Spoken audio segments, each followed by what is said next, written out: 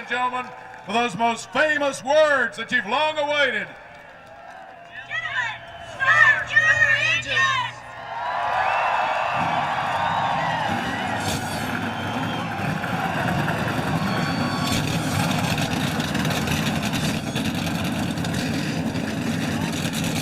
All right, fans, the command has been given to 43 NASCAR Winston Cup Series cars. A most welcome sound. The sound of 43 drivers getting set to do, as Dale Earnhardt said, this is what we do. We go racing. And we're about to here at the North Carolina Speedway. The start of the 400-mile Winston Cup race at Rockingham is next. Welcome back to the North Carolina Motor Speedway. We're about to race 400 miles. Here's the way they'll line up today. 34th career pole for four-time Rockingham winner Jeff Gordon. 4th career front row start for Steve Park. Row 2, Bobby Labonte, defending champion of this race, and Ricky Rudd, who won in October of '96 here. Then Jeff Burton, who won the 400 here in October '99, and Tony Stewart with a bit of racing rheumatism. Michael Waltrip, defending champion of the Daytona 500, lines up alongside Johnny Benson, who makes his 4th top 10 start at the Rock. Matt Yoakum. Mike, it's been an emotional week and weekend for Michael Waltrip. They came to Rockingham with heavy hearts and a game plan. They wanted to win this race for Dale Earnhardt, but the weekend has not gone according to plan. He crashed his primary car Saturday morning in practice, then nearly crashed his backup in qualifying. He will roll off 7th, trying to win a race for a guy that believed in him. Row 5, rookie Kurt Busch, 3rd top 10 start in only 9 races. Brett Bodine makes his 11th Rockingham top 10 start. Ward Burton got his first ever win here in '95. Jerry Nadeau, the Atlanta winner last November. Row 7, Jeremy Mayfield, 3 top 10s in his last 4 starts here. And Bill Elliott, a 3-time Rockingham winner. Ken Schrader started every one of the last 33 races here. And Dave Blaney, sophomore driver. Mark Martin got his first career win here in 1989. And Dale Jarrett, who won here last October. Jeannie? Well, not always the bridesmaid, sometimes the bride. Dale Jarrett did indeed find his way to the victory lane last year at his last start here in Rockingham. Obviously, it gave him a lot of confidence, and he's managed to keep the same car intact. He actually hasn't driven it since. No changes. Why mess with a good thing? But he did tell me there will be an adjustment to not having the 3 car out there on the track. Row 10, John Andretti with 1 top 10 finish here, and Jason Leffler, his 2nd Winston Cup start. Bobby Hamilton, winner here in fall of '97, and Elliott Sadler in his 5th Rockingham Winston Cup race. 20-year-old Casey Atwood, the rookie, makes his 5th career start in the series, and Robbie Gordon back in NASCAR full-time. Dale Earnhardt Jr. starts alongside Sterling Marlin, who ran 2nd here in 1994. Joe Nemechek, 4 top 10s here, and Ron Hornaday from out of the Truck Series. Row 15, Rick Mass, 2nd here in '94, and Kenny Wallace. Row 16, Robert Presley, and Jimmy Spencer, who was 4th here 3 years ago. 5-time Rockingham winner Rusty Wallace lines up with his brother Mike, who was 6th at Daytona. Terry Labonte, winner here in '83 and '86, and the Winston Cup debut of Kevin Harvick. Mike Skinner, 6th here 2 years ago, and last year's Rookie of the Year, Matt Kenseth. Todd Bodine and Stacy Compton, who got his first top 10 of his career last week in Daytona. Ricky Cravens finished 3rd here twice, and Buckshot Jones makes his first Rockingham Winston Cup start. Hut Strickland, driving for Junie Donlevy, rounds out the field. Dick Berggren. Rockingham is like no other racetrack on the surface. This racetrack is dotted with little chips of marble and granite that just chew away at tires. They're mean on tires. And as the grip starts to go away, you'll see drivers hunting for a line that will work with those tires as they begin to wear out. Pit strategy almost invariably revolves around tires. Drivers, fans, what it really does for both is produce one additional challenge that makes watching the races here a bit more fun. Mike? Rookie Andy Houston did not qualify, and Kyle Petty did not qualify. Ironic, because it was another Petty car, the one driven by Buckshot Jones, with Kyle's provisional points last year, that did make the race, sending Kyle home. You see at the front of the field, pole sitter Jeff Gordon has backed off 1 row, leaving the pole position open in honor of Dale Earnhardt.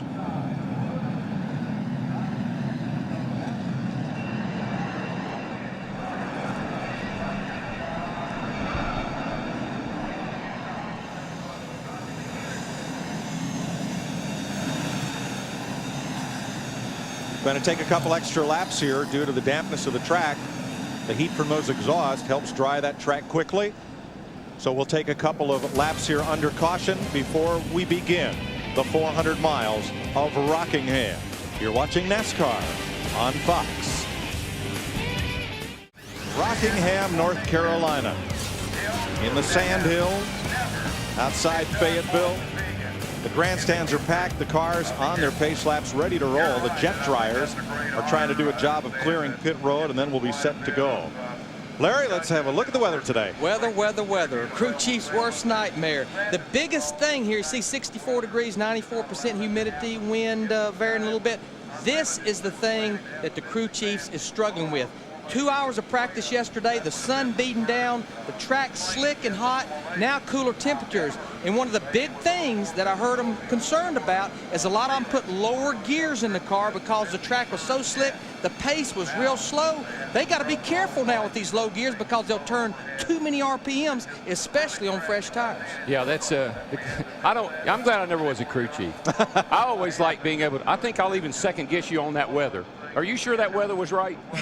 Oh, because that's the driver. In the sky. That's the driver's job, you know. Hey, are you sure you put the right gear in this thing? Are you sure we got the right setup? You wanted that low gear. I know I did, but now I'm worried. Darrell, Larry's the only man who tapes the weather reports off TV when I can't for watch playback later.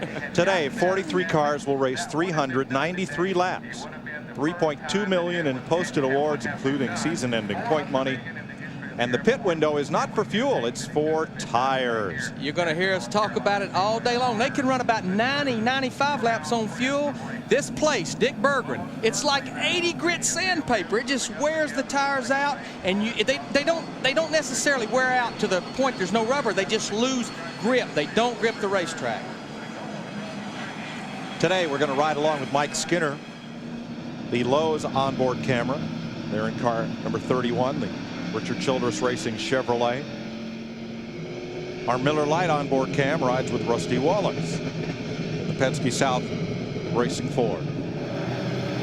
Number 14, Ron Hornaday, carrying our Conseco onboard cam. Dale Earnhardt Jr., the Butt Cam, onboard car number 8.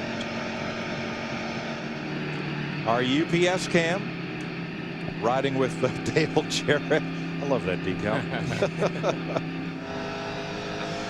And our Napa onboard camera with the Daytona 500 winner Michael Waltrip.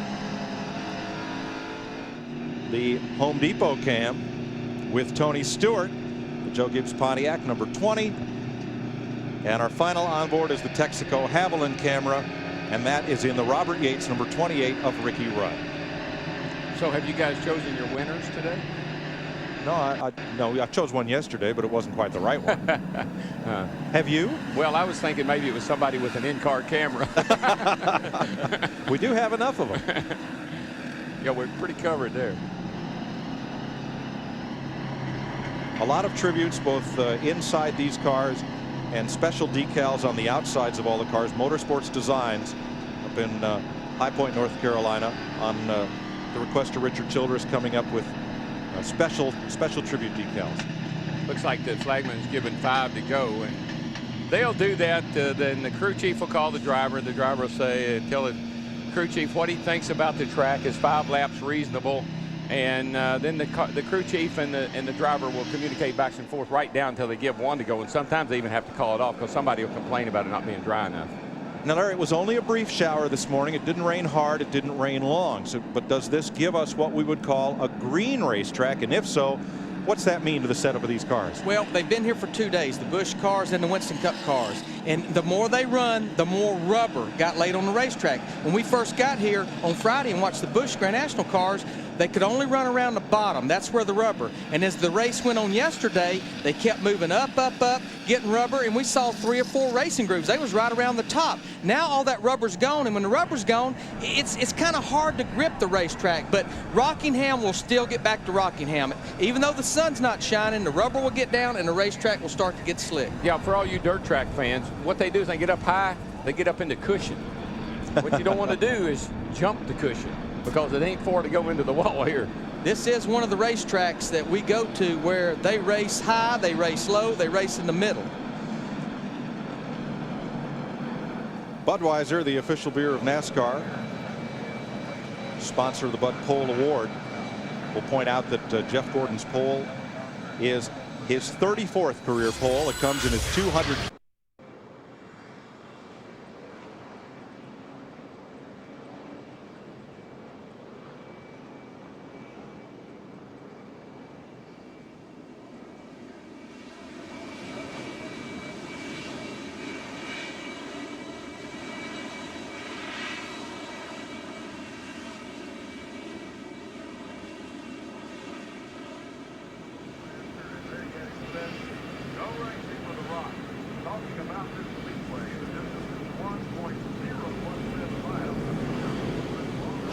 Record in this race is incredibly interesting. He has run it 8 times. In 7 of those 8 races, he has either won or failed to finish. He runs it so hard, he either wins or breaks the car. To Steve. Dick, I talked to Paul Andrews, Steve Park's crew chief, this morning. A minute ago, we heard Larry McReynolds say they can go 90, 95 laps on gas. Paul Andrews says, gosh, I don't want to push it past 70 laps when these tires really start to go away. Matt Yoakum? Steve, the racetrack may be almost dry, but pit road isn't. A number of spotters and crew chiefs are warning their drivers. Remember that the track is dry, but pit road isn't. The jet dryers have gone up and down pit road twice, trying to blow off some of the moisture, but it's still very damp. You can see a lot of that wetness right there, and the teams have leaf blowers and all sorts of different equipment trying to dry those pit stalls, because remember, these tires have no tread and they just hydroplane on water, so you need that pit space dry. And if you just notice the pit spot where he's drying it right there, it's actually concrete. The reason they put concrete there is gas spillage and all of that won't necessarily work on it like it would asphalt, but the actual pit road is asphalt, and that's the hardest to dry because it's almost like a sponge when it gets that water on it. Now, there are a couple of the blowers that they mount on the front of the cars to blow air through the radiators when the cars are parked in the garage during practice being worked on. So they're pulling out all the stops, using up a lot of amperage here, trying to get things dried out. And I'm sure some innovator was at home having his carpet put down one time, and he saw a carpet layer using one of those. That's basically what they are. Carpet layers, and people who work in houses use those things to kind of dry things out, and they work great on a race car. That used to be the only way we could cool them down. Didn't have these sophisticated cool down systems like we got now. On board Ricky Rudd, looking ahead at Steve Park on the outside pole. Park told me this morning that they only ran about the first hour of yesterday's extended final practice, which actually went for 2 hours. He said they made 2 long runs, were very happy with the car, and didn't want to put a lot of laps on the race engine, so they put it up and went to the house. There's Ward Burton in the 22 car. The story from last week, Dodge, Dodge, Dodge. Where's the Dodges at this week? He was the top qualifying Dodge at 11th, but in final practice yesterday, him along with Sterling Marlin in the 40 car, and I talked to those guys this morning, pretty happy with those race cars. The owner of that car, Bill Davis, thinks they have a real good piece for today. All of those flags a-waving are Dale Earnhardt souvenir flags with the number 3, the black Chevrolet, and Earnhardt's trademark signature. One was given by the Speedway to every fan entering the track today. Well, it's quite a tribute to Dale.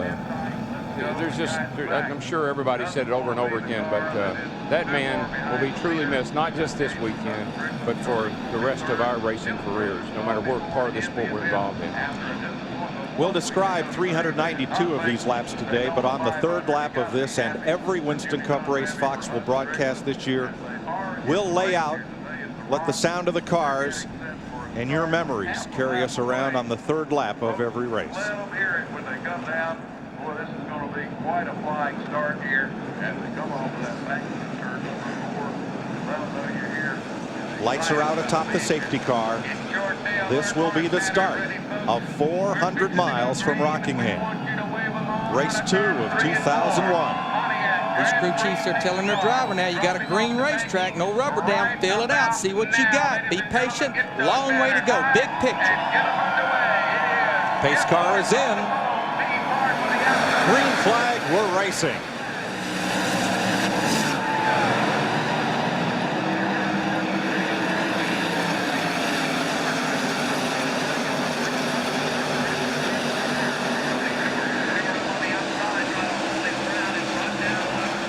Steve Park dropped right in single file, but Tony Stewart challenged Ricky Rudd and moves up to third. Oh, we got trouble already. 3 cars, 4 It's Dale cars. Jr. It's Dale Jr. Earnhardt Jr. with Jimmy Spencer, Kenny Wallace, and Mike Wallace. And it is Earnhardt Jr.'s car who comes to rest against the outside wall at turn 4. This cannot be happening to that young man.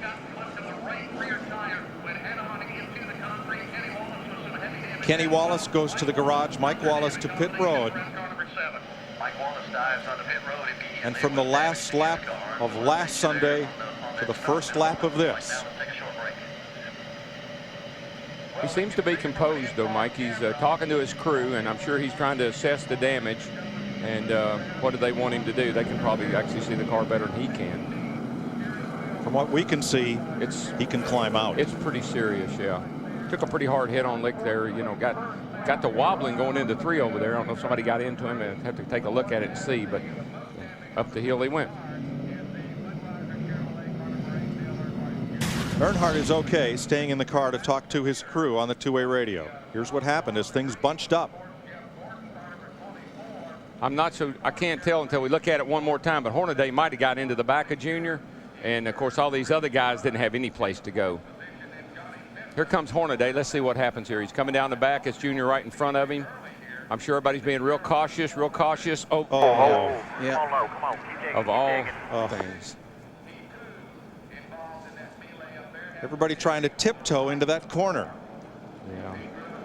Of course, Kenny Wallace there in the white car, just nowhere to go. These guys are all just caught up in it and can't nowhere to go. They're bunched up on the start here, and poor Kenny Wallace searching for a sponsor. And here's Junior and. Go outside. Outside.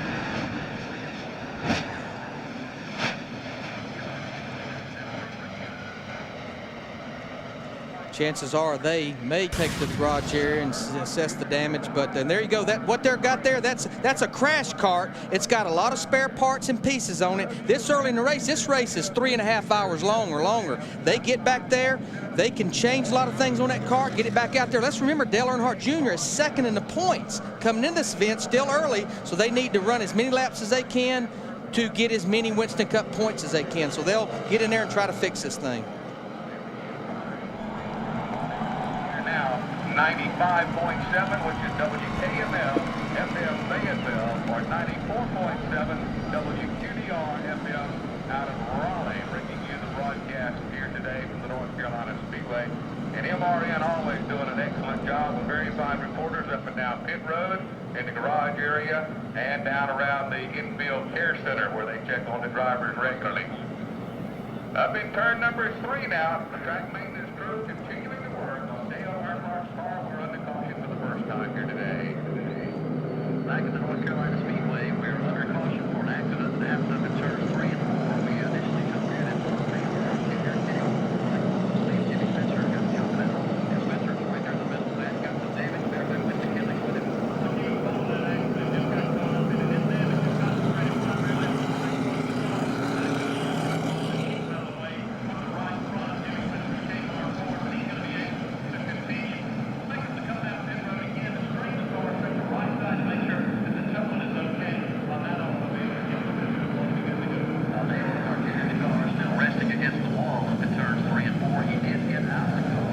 Plans to honor Dale Earnhardt with a silent lap 3 proved all too silent with the crash at lap 1.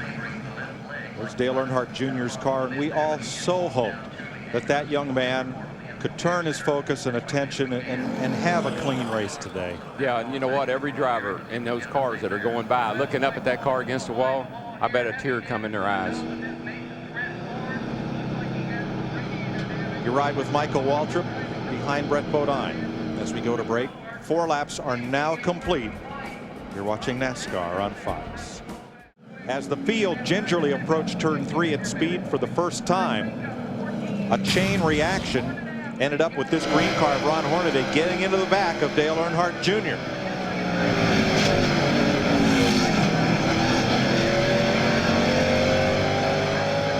Hornaday and Jimmy Spencer able to continue on, but that white car of Kenny Wallace and the black car that'll come in here, Mike Wallace, have gone to the garage.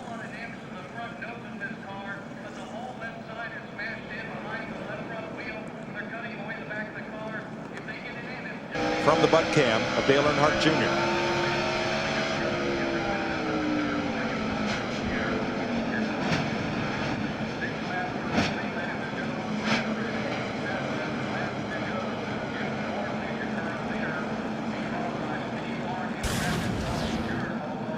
I'm sure that he was totally shocked by the fact, you know, everybody kind of eases down into the first and second turn, up, down, turn the back into 3. Hornaday, in his defense, probably couldn't see that well around all those cars. Maybe somebody checked up a little more than he expected, and he got into the back of Dale Jr. I'm going to ask a question that viewers have posed to me, Darrell. Why not brake lights on these cars? Well, you know, we could have them inside the back window. They always talked about the tail lights and the lenses and the glass braking and that thing, but we could set them up in the back window, small brake light, and it wouldn't be a bad thing. You know, Mike, we're at a point in this sport right now where anything that will save somebody from running over somebody else needs to be looked at. Now, the big tall spoiler on the back, I mean, maybe you couldn't have to put it in a place where it can be seen and that would block the driver's rear view mirror. I don't know, but it's better than running into somebody. There's a lot of things we got to take a look at, and we got to take a look at them quick. You know, it's just a matter of Dale Earnhardt Jr. checked up just a little more, getting in the corner of Ron Hornaday. You saw by the replays, he really didn't hit him that hard, but because the car being on low air pressures, first lap, it didn't take much to get him out of control. Matt Yoakum. Well, Mike, Dale Earnhardt Jr. has stepped out of the infield care center. First off, are you okay, Dale? Yeah, I'm fine. Everybody home, I'm doing all right. No big deal. Just tight. Go racing, getting down into 3. The 4 car pulled down in front of me, and everybody checked up, and I was checking up, and somebody didn't. So it's tough. You know, we really had a good car. Wanted to do good here, get the year started off right, but had to go to the garage, see if we can get it back out there. Let's go to Jeannie. Thanks, Matt. Raised eyebrows, a couple of head shakes, and a deflated attitude from the 7 pit crew, and not until they noticed their car. All that a reaction to what happened to Junior out there. 7 car made its way in, and it's hanging in the garage right now. The big issue, the radiator. They're going to need to change it to get him back out here. Work there continuing. We're going to have a look out the back of Michael Waltrip's car at what happened. Well, actually, what the spoiler, you see how tall that thing is, at 6.5 inches sticking up in the back of the car there. And the driver's set pretty low, most of them do. It's hard to see over the top of that.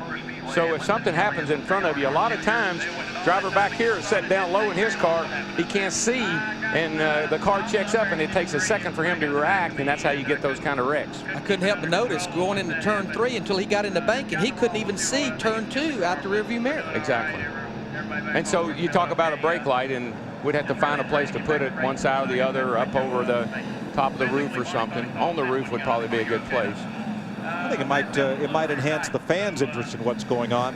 You can pretty well tell where a driver picks up the throttle, but hard for the fan to show, and for us to see where a driver brakes going into a corner. With telemetry in the car, you think you're not putting the brake on. You ride a lot of guys left foot brake. They gas with their right, brake with their left. And you actually ride a lot of times with your foot laying on the brake pedal, and you actually got drag on the brakes and don't even know it. I used to put a brake light on my dashboard at some short tracks, like Martinsville. I would swear I didn't have my brakes on. I'd swear I wasn't riding the brake, and I didn't have the foot on the brake, but the light proved me wrong. Thought we were going back to green, but they turned the lights back on the safety car. We'll have at least another caution lap here. Good time to take a break. You're watching NASCAR on Fox. They did that on purpose for our sake. Good thing. Here's how they're running after 11 laps. We've had, well, most of one green flag lap. As rain has come back onto the speedway from the south, it hit first in turn 2. The umbrellas went up, and then all through the grandstand. This is a clearing up shower. Oh, really? Yeah, it's going to get clear up to our ankles now. So the tarps come back out on pit road, trying to keep those pit spaces dry. Umbrellas and tarps in the grandstand as well. And I won't trouble you with the irony of what has just transpired, because we can scarcely believe it ourselves. We raced half a lap, and going into turn 3, Dale Earnhardt Jr. checked up for a car in front of him, was hit by Ron Hornaday, and when it was over, Earnhardt Jr., Kenny, and Mike Wallace were in the wall, and there was damage to Jimmy Spencer's car as well. There is Dale Earnhardt Jr. Steve Burns. Mike, the significant damage is to the right front suspension of the number 8 car. They've got spare parts, brake assemblies. You see right there, connected to the hub. They've got to get that. The right front corner is pushed in. They've got to get that off and put the new one on before they can think about getting this race car back on the racetrack. Steve, one thing I'm seeing right here, I know when I was a crew chief, we designated who would do what. Most of the guys that work on the front suspension at the shop, if they came down on race morning, we had what we call like a crash list. And these guys, they would work on a specific area of the car. We'd have guys bring in the crash cart, the toolbox, extra tires, gas. Everybody would already have an assigned duty. And the main thing is when we get into a situation is not to get in a hurry and hurt each other trying to fix the car, because the day is already bad enough as it is. Slow down, fix everything right, evaluate whether we can fix it. So it's a real tough situation these guys are being faced with. And right now I think they're discussing probably, can we fix it? Is it worth trying to fix? Is it safe? And Jeff, every Sunday morning with a team meeting that I would have with my guys, we talked about situations. You got to talk about all the what-if situations.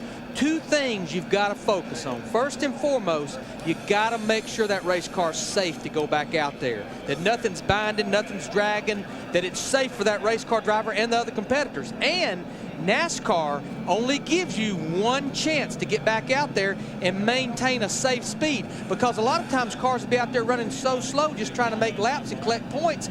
You get in more trouble trying to get out of the way than if you was out there racing. And I know I'm almost positive that Dale Jr., with his mindset the way it is, and that team and the condition it's in emotionally, that they're going to pack it in, that he does not want to go out there and ride around today. Of all days, I think he just going to get on back home and think about next week. That's Steve Meal in the black jacket from Dale Earnhardt Inc. They're looking over the damage, and it may well be his call or Tony Urie's call. There's Tony in the black sweater as well, looking over the left front. And yes, this is Steve Peterson. That's a NASCAR official, and he'll be there with those guys. And when they say if they do decide to go back out there, he'll look that car over and he'll make sure he don't see something that he's not uncomfortable with. Tony Urie Sr., he's with the hat on there looking the car over. He was with Dale Earnhardt when they both were young men, and now his son is Dale Jr.'s crew chief. That's the family connection that keeps them guys all together and on the same page. From what I can see right there, Darrell, they keep looking down in the area around what I would say is probably the oil pump area or front dampener area, and probably, has got some damage right there. And that's usually one of the things that when I'm a crew chief, I'm looking to see, can the engine itself, has it been damaged? Because most of the frame part we can straighten, replace a lot of the running gear, but if there's damage done to the engine, that usually ends your day quicker than anything else. Yeah, you can see they're not in a big hurry. So, Steve, what you got down there? Yeah, Darrell, I was just about to say, at this point, they're usually swarming over the car. The fact that they're not working on it to some extent is probably a sign that they are going to pack it in. And, Darrell, you talked about the family aspect. Ralph Earnhardt, Dale Earnhardt's father, actually built motors for Tony Urie's dad. Tony Urie's dad was a racer in the North Carolina area there north of Charlotte. So that's how far back they go. They were teenagers playing ball together while their dads were working on race cars and motors. I'd like to add to that right there, Steve. I actually built race cars and had drivers that raced against Tony Urie. And I'm telling you something, in his day, he was one heck of a dirt car racer. While we're here, look right here on the back of this guy's uniform. This is something that Fox helped promote this. putting the names on the back of the crewman's uniforms. Yeah, the over-the-wall crew. This is a team sport, and these guys are athletes. They're going out there and they're changing 4 tires and dumping 22 gallons of gas in 14 or 15 seconds. They have workout programs. They practice. These guys are athletes, and I think it's time these guys get the recognition and not just called the front tire changer or the jackman. These guys, they got a name, and they're special to the sport. And our pit reporters have done quite a job over the last few years trying to promote and publicize what they've done, and so now it's not a rule they have to have their name on the uniform, but it is becoming practice. If you want us to call your name, it helps. It does. Dick Berggren? We have been eavesdropping on the conversations between Ricky Rudd and his crew. Those conversations focus on an electrical problem in car number 28. They believe the problem is located in the air conditioning system that cools his helmet. However, there is nothing they can do to work on that system right now without bringing Rudd into the pit area, and they surely do not want to lose track position. They're going to leave him out and hope it goes away. Mike? Race cars, air conditioning. That used to be an oxymoron. Two words that didn't go together. Power steering. But there it is. We are under caution as we drive the track out from a brief shower here at Rockingham. We'll be right back.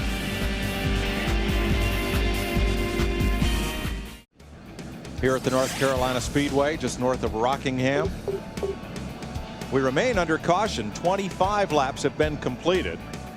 Even the first lap had caution before the leader came, or just as the leader came to the flag. So we've not really had a full green flag lap yet today. Out of the race, Kenny Wallace, Dale Earnhardt Jr. Mike Wallace's car spent the equivalent of 17 laps in the garage, but is back out and running.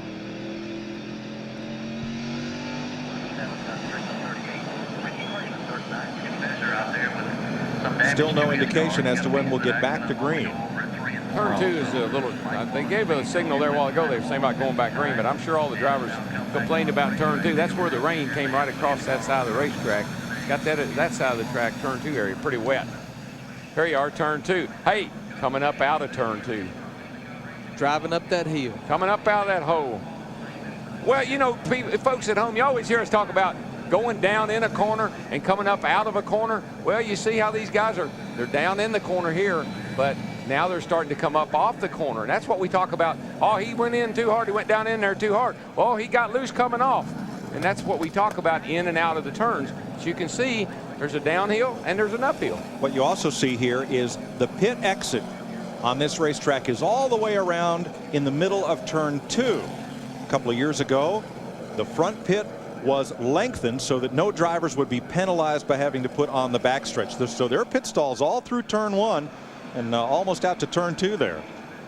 So it's just one pit road, but it's a long pit road when you have to come down there under green. We'll be right back.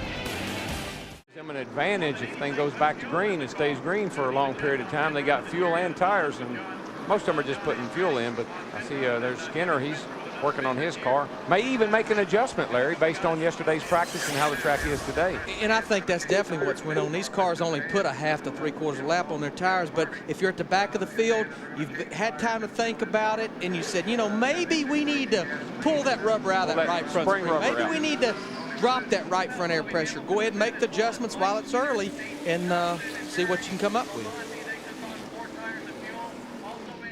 Yeah, I would always be happy. If I was near the back, I was always happy to get this early caution and make a couple of changes in my car based on what I'd felt there on the start of the race. We are on 1 to go. We're going to go racing here in about a lap. 11 cars stopped on this last lap of caution before the 1 to go signal was given. Your leader, pole sitter Jeff Gordon. On the initial run to turn 1, Steve Park dropped right in line behind Gordon, while Tony Stewart challenged Ricky Rudd to the outside and took over the 3rd spot. Rudd's number 28 is 4th. Johnny Benson is in 5th. Bobby Labonte 6th. Jeff Burton, Jerry Nadeau, Brett Bodine, and Michael Waltrip are the top 10. It'll be a single file restart because other than Mike Wallace, everybody's still on the lead lap, and I don't think as much as he's injured, many laps as he's down, he'll start at the front. He's going to tail at the back of the field. But the worst part about this is early in the race, the leader takes the green flag. If you're at the back of the field, you're still in turn 3. You're almost a half lap down when the green flag comes out. And his problem is going to be maintaining a minimum speed. And they do have a minimum speed. There's a speed limit that you have to be able to maintain. And that's also the problem, Larry, for those 11 cars that made pit stops. They're going to be way back on a single file restart. Oh, yeah. This is when we get going here. Green flag. Green is out for the second time today.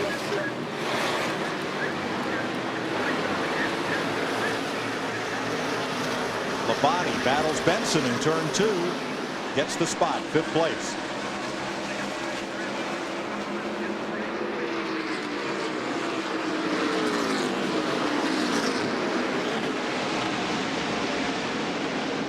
Right now, everybody running that low line for the most part, but they'll get a little rubber down. They'll start moving up that racetrack. They'll start testing it just a little bit up there in the 2nd, 3rd groove. Yeah, and I don't think it'll take them very long, particularly cars in the back. They got to go to the outside if they want to pass anybody. So we'll be strung out and spread out pretty good here, not too short of order. Single file up front, back at 11th. Ward Burton inside Kurt Busch for a spot. And Jeff Burton on the move. And what we'll see normally with fresh tires, they'll run the bottom of the racetrack. As the tires get a little wore, lose a little grip, that's when they'll start moving up just a little bit. And that's really, a lot of that's based on what the crew chief is telling you. The crew chief will tell you your lap times, and as they start to fall off, he'll tell you, all right, bud, move that thing around a little bit and find you a place to run. Find you another groove. That was not working. Boy, Ward is up beside Michael and coming right on. Ward Burton in the Dodge number 22. I think Mikey's real happy with this car right now. He thought he had a good car for the long haul. That's what he was telling me. Sometimes that doesn't pay off too well.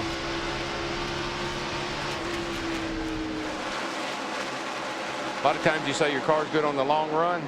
By the time it gets going, it's too late. You're a half a lap behind. Sterling Marlin, that silver red numeral car, battling the 88 of Dale Jarrett, and the 6. The blue 6 of Mark Martin. Schrader just ahead in the yellow car. Sterling's really moved up. He started in 26. He's already moved up to 17th. And again, those guys was very happy with their car after happy hour yesterday. There's Sterling on the left of your screen. When I did that interview with him yesterday, he said that he felt really confident that he was going to have a good car today and that he would have a shot at winning this race. The Dodges did not qualify that well here. Nothing like their Daytona performance. But yes, every Dodge team I talked to this morning said they thought they'd have a good car for the race. Well, I think they're still in that learning experience. You know, every time they go on the racetrack, I think they're getting better. They're learning more. Restrictor plate racing doesn't have anything to do with what we're doing here today. See Dale Jarrett in the 88 car starting to move up that racetrack. Mark Martin in the 6 car doing as well. As they run the bottom, that's really the only place you can pass these guys is on the outside. And they've run just about enough laps now for everybody to kind of know what their car's going to do, what they can expect, and where they can run. Spencer ran Bobby Hamilton slam up to the wall off a 2 over there, but he recovered. Yeah, it was a little bit of a log jam toward the back there. Ward Burton's on the move. He's up to 10th place. Just ahead of Michael Waltrip. You ride with Waltrip down into turn 1. Ward Burton in the 22 car there, the yellow and black car. He's always had a knack for this racetrack. He just seems like he's always been able to find the right package to get him around here in Darlington. And that's 2 of the most slickest racetracks we go to. There he's pulling underneath Brett Bodine in the 11 car. He's just picking them off about 1 a lap. You know why he runs good here in Darlington? He runs that big old 450 right rear spring in that thing. And it's going to turn. And he's just, he's gutsy enough to hang on to her. And he does a great job in that car at these 2 racetracks.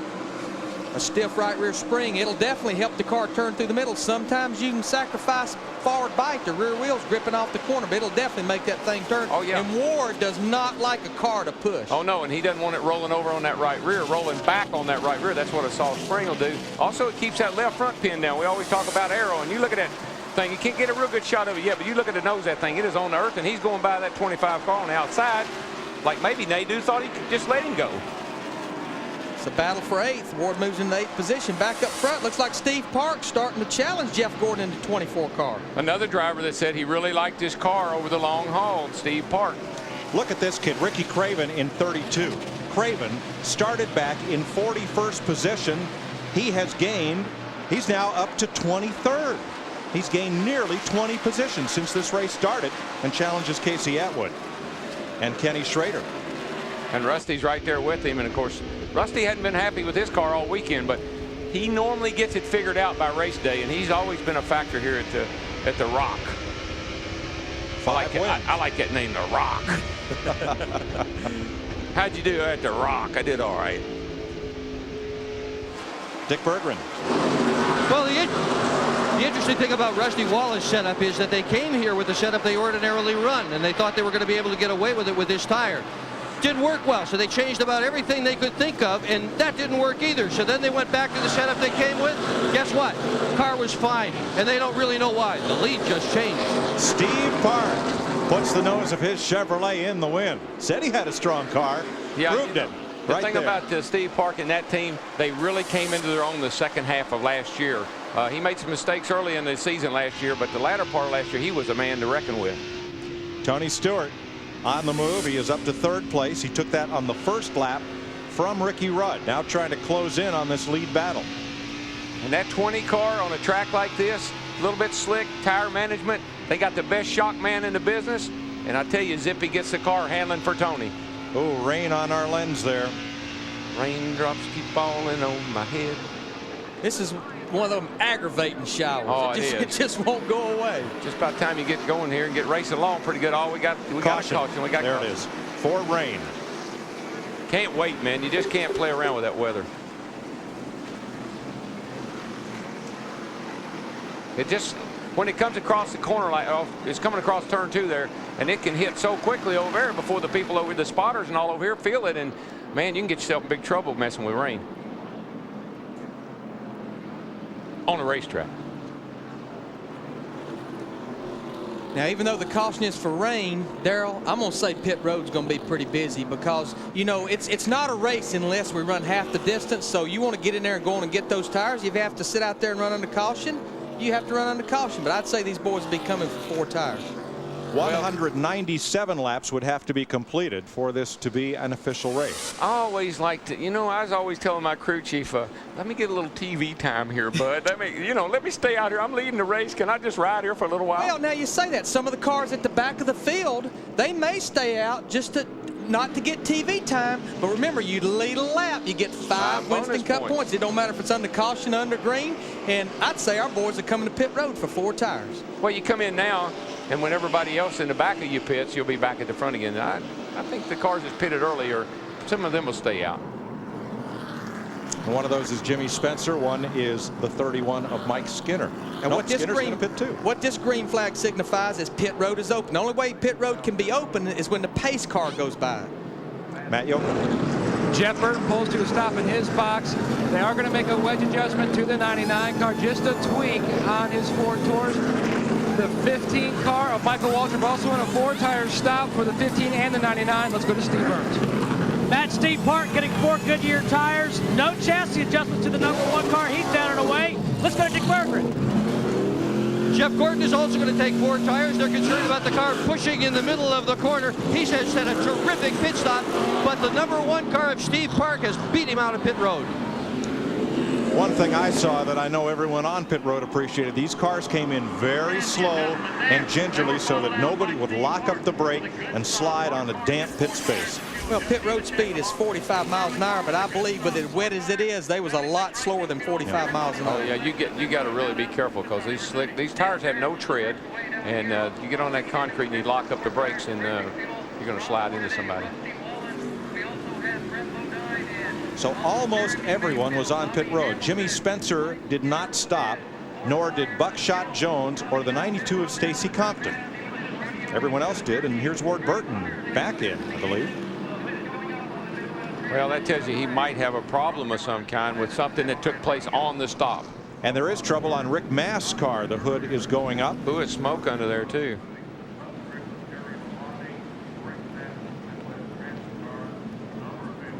Dick Berggren. Well, Ward Burton is in now. He comes to a stop. They're going to change the left side tires, left front tire only on that car. Clean the grill off, and that's it. Just tighten up the left front wheel. That was it. I would have assumed he'd come back down pit road. Looked like he had a couple of lug nuts off. Yeah, you got to have all 5 lug nuts, and normally NASCAR, especially on the left side there, watching what's going on. So that'll cost Burton valuable track position when we go back to green. Rick Mast has also completed repairs and gone back out on the racetrack. We are under caution again for rain. We'll be right back to Rockingham on Fox. Larry McReynolds says he knows you're watching your pit stop. Analyze it for us, Walter. Well, what I'm looking at is I'm looking at the total pit stop. Granted, it was under wet conditions. Go ahead and roll it back so we can look at it. I was looking for any mistakes we could have made, which it was really a pretty flawless stop.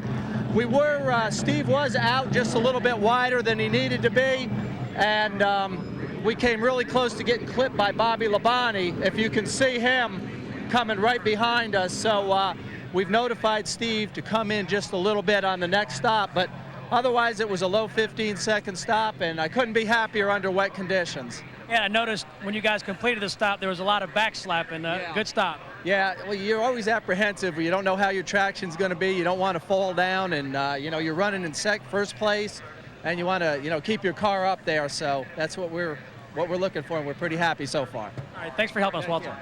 Occasionally we'll show you that view. There's the camera, that little cantilever arm out over the pit, and occasionally the teams will allow us to tap in and show you these views at home as well. There's Ward Burton's pit cam, and you can see we're tapped into a few of them. I think that's Jeff Hammond with that room in it. Isn't that Jeff? Hey, Jeff, what are you doing down there? You know, it's no different than a football team or a basketball team analyzing their plays of the game. That's right. And, again, just you heard what he said, low 15 seconds. That's 4 tires and 2 cans of fuel, but it's got just like on the racetrack. If you can, and Dale Earnhardt used to tell me, Larry, I'd much rather pass him on pit road than have to pass him on that racetrack. That's right. Jeff? Wait 1 cotton picking minute up there, driver. That's a good thing we got a racetrack between us, but I want to ask one question. Have you ever in your entire career done a pit stop? Oh, you mean have I physically done it? Have you ever gone out there in front of one of you crazy rascals coming down pit road and try to change a tire or jack a car or even run a broom? No, but I can tell you how to do it. Hey, Jeff, did he? You saw him talking about Steve Park. Did he come to his sign like he was supposed to? Or did he stop all over pit road everywhere but the sign?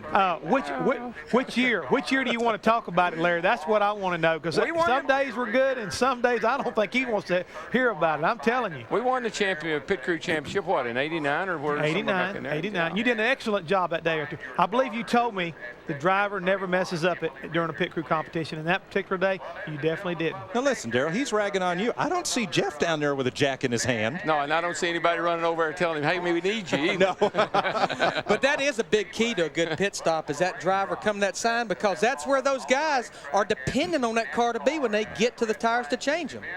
You know, and here's the thing. You know what his nickname is? You know what we always called him? Before or after today? Well, now and even before. Hollywood Hammond. And he's down there in his little house on the prairie now. Hey, now wait a minute. You know where I learned all this from? Do you remember when we used to do those commercials way back when? Uh-huh. Who was I trying to be like? Tom Cruise. Careful now. You know who I was trying to be Clint like? Eastwood. John Wayne.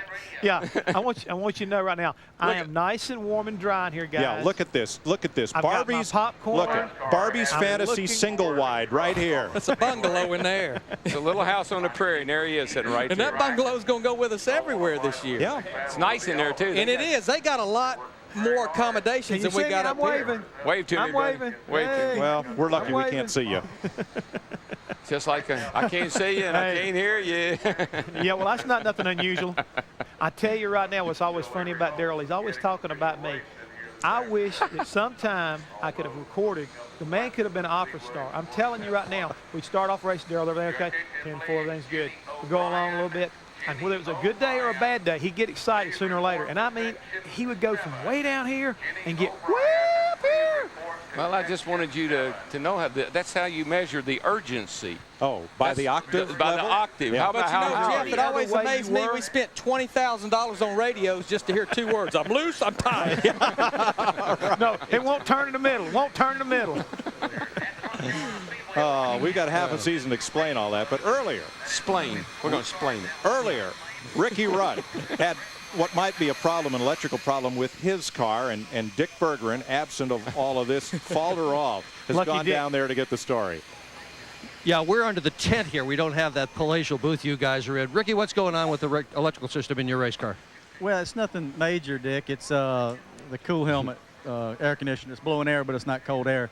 That's about the extent of our trouble right now. Our race car is a little tight, pushing the front end a little bit in the middle of the corner. Won't cut like I want it to, but in the long run, I think that it's going to be better. I noticed on the watch we leveled off with the faster cars. We got kind of hung up there in third or fourth, and they were checking out on us pretty good. And then all of a sudden, about 4 laps before the rain came, we were leveling off and actually a little quicker. So I think we're going to leave it alone and see what happens with this racetrack. Get some rubber back down, but a little tight right now. But we're thinking about what to do to adjust it in case it doesn't free up. Yeah, we're hearing that a lot. A lot of people are having trouble getting off the middle of the corner. To Matt Yoakum. Well, Dick Ward Burton, a driver who was on the move before that caution. But Ward, you had to come back in. What happened? Guy just dropped the jack a little bit early on the left side. That's my cue to leave. They didn't have it loading us tight, but they awesome pit crew. Those guys have, I don't even want to tell you some of the unbelievable stops they've had during the winter in practicing, but everybody makes mistakes. We'll bounce back. We just got to be real careful getting back up there. They were working diligently on that 22 car during happy hour. You were not happy because the car was too tight. Is it a little more toward your liking now? It's better. We still want to make some improvements. We got a good car. We're trying to get the best car. Well, he certainly had a great car here when he picked up his first career win back in the 90s. Guys? Ward, the older of the two Burton brothers in this race, his younger brother Jeff also working his way toward the front. As you see, the rain continues to come down here.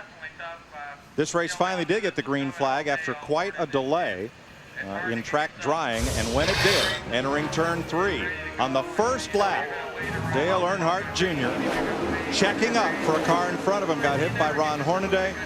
Kenny Wallace also taken out of the race. Earnhardt helped down the banking, limping slightly, and after looking over the damage and some effort at repair, they decided it just wasn't the right day and rolled it up into the truck. Jeff Gordon among the many who have been wearing commemorative Dale Earnhardt hats today in honor of Dale Earnhardt. With us today in spirit and on the racetrack trying to continue that legacy. His son's race today ended at lap 1. Yesterday, rain delayed the start of this race as fans and crews came contribute to the late Dale Earnhardt. Once the skies cleared, we raced only half a lap before Ron Hornaday got into Dale Earnhardt Jr., sending Jr.'s car into the wall with that of Kenny Wallace. They looked at it to make repairs, put it up in the truck, and after some 30 green flag laps of racing, the rains came. The race was red flag, and we're back this morning to finish it off. Stacy Compton did not pit during that final caution, so he is the race leader. Everyone else was on pit road during the yellow as we look through the way they're running after 51 laps. Hi, everyone. Mike Joy with Darrell Waltrip and Larry McReynolds on what now is a beautiful day to go racing. Well, it really is, and fittingly so.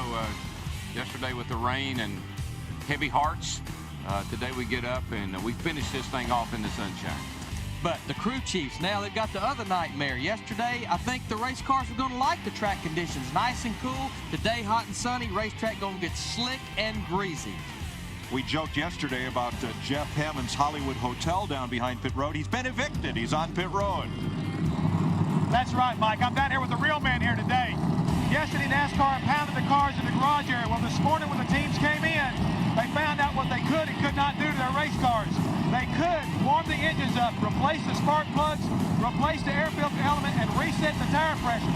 They could not, and I repeat, they could not make any types of chassis adjustments, repair any damage they sustained during the first 51 laps, or jack the car up. NASCAR monitored that, and the reason why is because the cars did not go back through tech. That way, nobody gets an unfair advantage here today. For more, let's go down to Speedway Illustrated's Dick Bergman. Thanks, Jeff. Jeff Gordon started the race on the pole. He will restart in second position. He has led 42 of 51 laps so far. Just before yesterday's red flag, he took a pit stop where they put 4 new tires on the car and adjusted the chassis through those tires to try to make it cut a little bit better in the corner. He has a terrific race car. We will hear from him much more as this day wears on. To Steve Burns. Dick, we heard a moment ago Jeff Hammond talking about the things the crew chiefs could and couldn't do. Well, I talked to Paul Andrews, the crew chief for Steve Park. He said, I'm not doing anything. We didn't run enough green flag laps to find out how good we are. I'm going to wait till we run some laps, see what that car's like on that racetrack, then we'll make decisions. How about you, Matt Yoakum? Steve pulling a number of crew chiefs this morning, including Frank Stoddard, who's 99 cars, currently 7th. They all feel like 7 minutes of green flag racing is not enough to get a good gauge on their race cars. So do not expect to see a lot of cars hit pit road before we go green and make some minor adjustments. Meanwhile, confidence is much higher today in the 15th pit. Their race cars set up more for the warmer conditions, not the overcast, chilly weather seen on Sunday. Mike? When we left yesterday, 2 cars were in the garage area, Kenny Wallace's and Dale Earnhardt Jr.'s. Wallace's car will begin to be repaired as soon as the yellow flag comes back out. From yesterday until right now, we're still in a red flag condition. No work could be done. Sadly, though, Dale Earnhardt Jr.'s car in the hauler and headed home after half a lap of running. You know,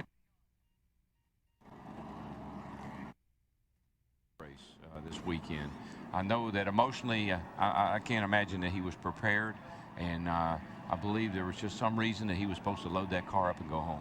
It's funny, the skies opened up just long enough to run that half lap and ease that car into the wall and then back onto the truck. So it just was not meant to be for him. Kenny Wallace is going to try to get back in this race. And now, Larry, these teams have had all night to think about the changes in the weather, the changes in the track. But as our pit reporters have said, we got to run very few laps yesterday. Yeah, I mean, most of the race was run under caution. But I tell you, I got to talk about a car that I'm really going to watch. I think Jeff Gordon's got a good car, Steve Park, Tony Stewart, but Ward Burton in that Dodge. He started 11th. He had worked his way almost to the top 5. Pit stops there before the red flag. Had to come back in for loose lug nuts. He's got to restart this race in 34th. It's a tough road to get back to the front. But there's a problem on Burton's car. When he climbed in this morning, only 3 sticks of chewing gum remained on the dash. He's lost one since yesterday, and replacing the chewing gum was not on the list of approved things could be done to that car. So Ward's a little disadvantaged. Well, the drivers always have. There's so many things they have to deal with, you know, so many problems, and I'm sure he'll be explaining that to his crew chief, particularly on these restarts. Yeah, if we interview Tommy Baldwin and he's chomping away on that stick of juicy fruit, we'll know where it went. We'll know who got it. Right. Just ahead of Burton there, Kevin Harvick tapped to drive the Richard Childress car. Richard has said the number 3 will not be used. It's on a moratorium for the balance of this season, and a black number 3 will never be raced again out of the Childress Racing shop. So here this car is in white and with the first available number that does not contain a 3, 29. There we are, right inside Ward Burton's car. You saw the as he had a look inside, and it's like, hey, it's only 3 sticks. What happened? Oh, Matt Yoakum. Matt Yoakum. Well, there it is. Maybe that's where the other stick of gum went. Well, David Pearson used to have a cigarette lighter on his dashboard, and different drivers have different things. All the comforts of home right there.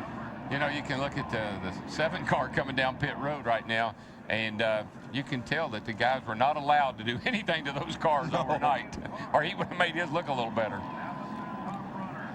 We expect several of the drivers toward the back of the pack will come in and pit during these caution laps. And in the garage, Kenny Wallace's car is being repaired.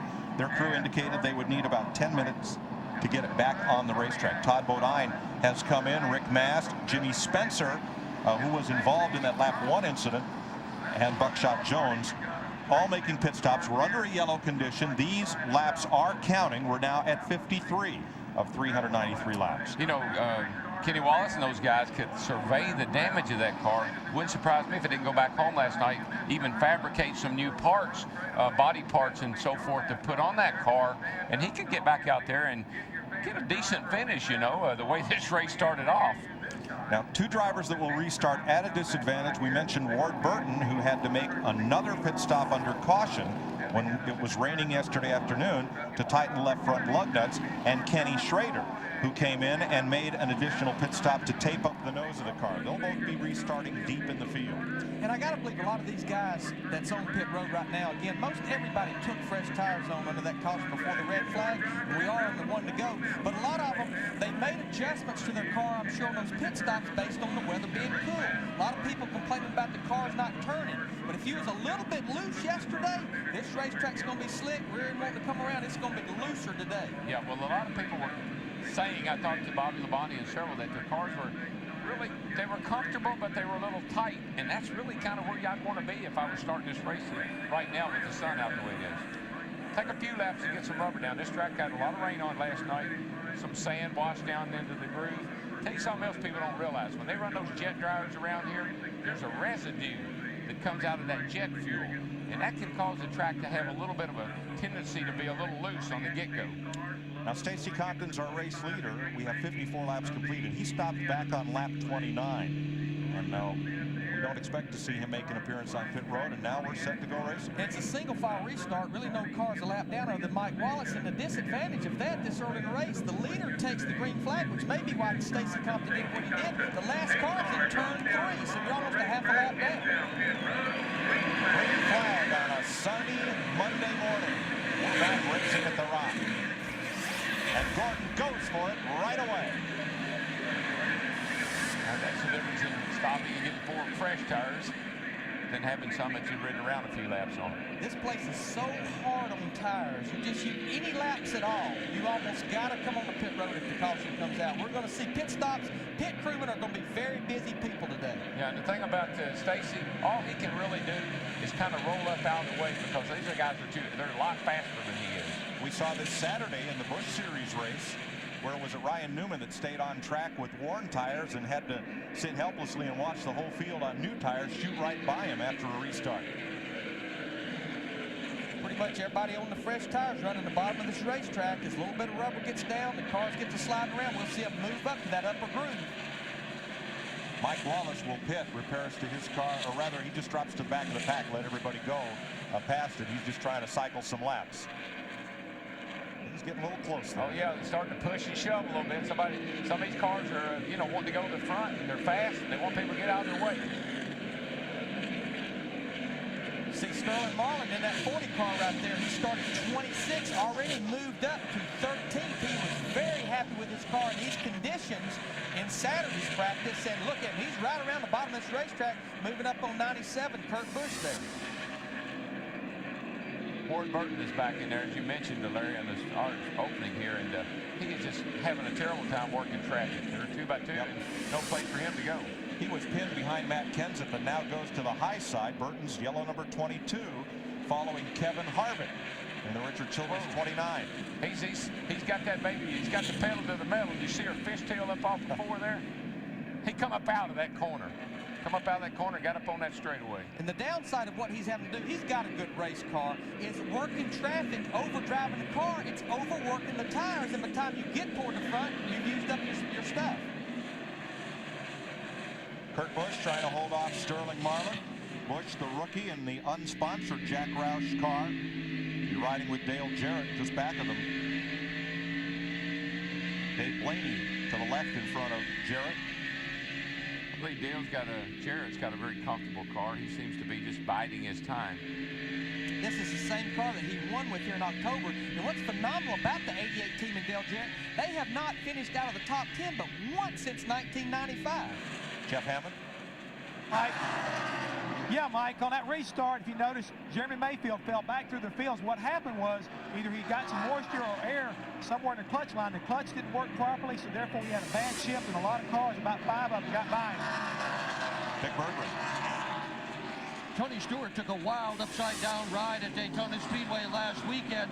He said that after the race yesterday, when he only ran 51 laps, he was absolutely dog-tired. The things that are troubling him, a sore neck muscle, and also the lower portion of his back.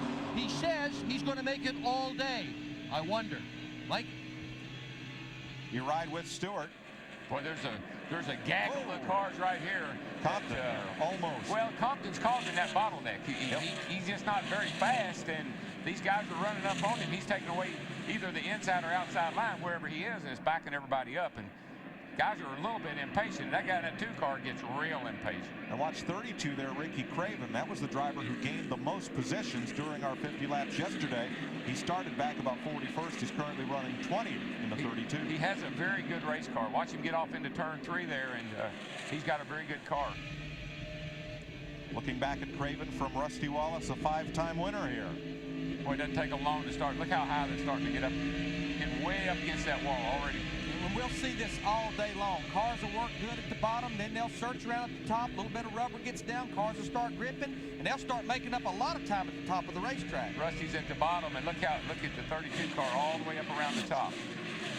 Even the drivers up towards the front of the pack are beginning to find the higher groove. Bobby Labonte and Jeff Burton are up there. Here's your leader, Jeff Gordon. Right behind him, Steve Park. Now they're right on the bottom of the racetrack. Behind him, Park on the bottom, and also the third place car running right around the bottom. That is Tony Stewart. But the two cars behind them, Jeff Burton and Bobby Labonte, have been trying a much higher line. See how Stewart's right on the bottom there. Well, there's no question that you want to run the bottom. I mean, that's where you want to be. Everything is dictated by how your car's driving. Will it run the bottom, and can you hold it down and make time? Now look at Burton and Labonte. They're at least a groove off the bottom of the racetrack. Brother Michael, he's all the way at the top of the racetrack already in the 15 car. He'll have the back bumper wore off that thing, leaning it up against that wall. Let's go to pit road. Mike, Bobby Labonte just radioed into crew chief Jimmy Maycar and said, this car is tight, and it's tight everywhere. It's tight going in, tight in the middle, and it's tight coming off. Again, just to reference tight, what that means is when he's turning the steering wheel, the front wheels aren't biting. They're not turning, and the only way you can get it to turn is slow the speed of the car down. You either got to slow down, or else you got to take a bigger circle, make a bigger circle so that the car can have more room to turn, and that's when you start running up higher.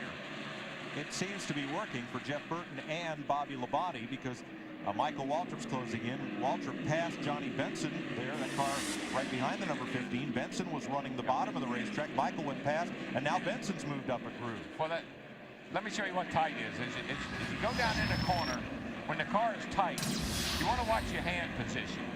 And when the car is tight, you'll be oversteering or turning the car more and more and more to the left, and the front of the car will be pushing up toward the outside wall.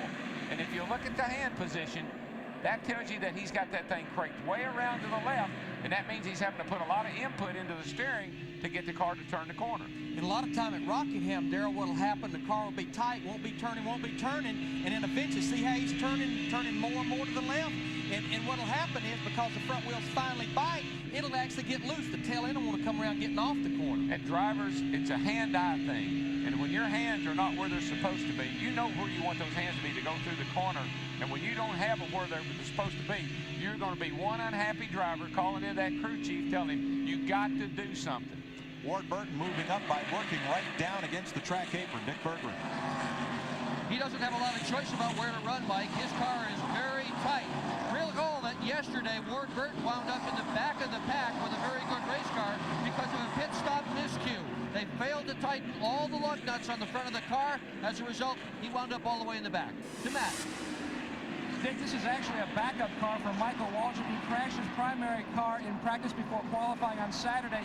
This car had never seen a racetrack until happy hour before he missed qualifying. Then happy hour, they got a lot of track time. This car, though, is set up for long, long runs. Scott Eagleson told me if they get into some short sprints, they're going to be in trouble. But on long runs, look out. Buddy, let me tell you, he's got that thing up in that high groove, and he got around Benson. Benson's trying to stay with him, and he's closing in on Bobby Labonte in a big kind of way. So that high groove is definitely working. Lead change. Steve Park, as he did on Sunday, has driven underneath Jeff Gordon and into the lead. Well, Jeff will change his line now. See, he'll move up top. Spotter's been probably calling him, telling him when you can get up high. That seems to be working for a lot of guys. Definitely. I mean, they'll cue off what they see other guys doing. If they look like they're making time up high, they'll move up high. Boy, it's some heavy racing going on all over this racetrack right now. But now look at Steve Park. Park continues to run the bottom as Gordon climbs the hill behind him, and Tony Stewart, third place car, stays on the bottom. I think Stewart's just kind of riding at a pace right now that he's comfortable personally with. I don't know about his car. I think he's probably going to exert himself too much until those sore muscles loosen up a little bit. One of the best things you can do at Rockingham, and as a crew chief, I always hammered on that driver, take it easy the first 10 or 12 laps on these tires. It will be better life for them at the end of a run. Yeah, unscheduled quick stop, Darrell. Matt Kenseth has come to pit road. It's hot. The car is hot. You can see the steam coming out of the overflow tube right here above the right front fender. Thing's running hot. Matt?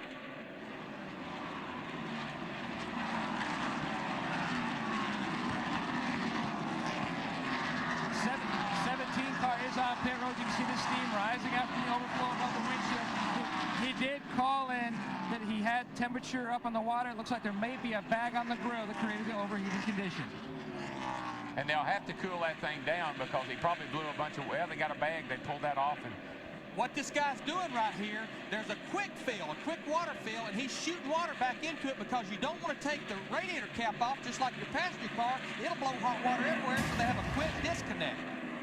All right, look at there it is right there, and it's just like blocking that front end with tape, and no air will go through. So they had to get the bag off and cool it back down with cold water.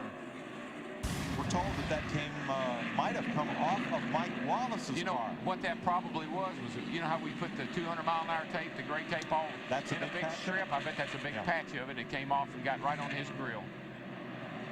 And one reason it may have come off in wet conditions like yesterday, if they didn't replace it this morning, then it can come off real easy. Steve Park, who got caught up in that big wreck at Daytona and denied a Dale Earnhardt Inc. 1-2-3 finish in the 500, leads here at Rockingham. You're watching NASCAR on FX.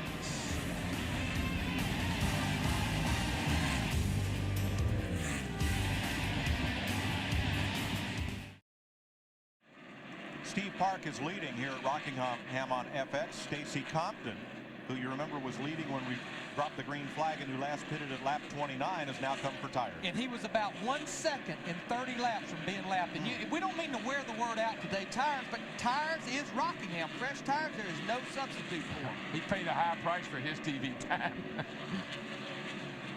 So Compton goes at least, well, he now goes 2 laps down. He was about to be lapped, so he lost a lap coming in, and now he's lost a lap with the pit stop and exiting.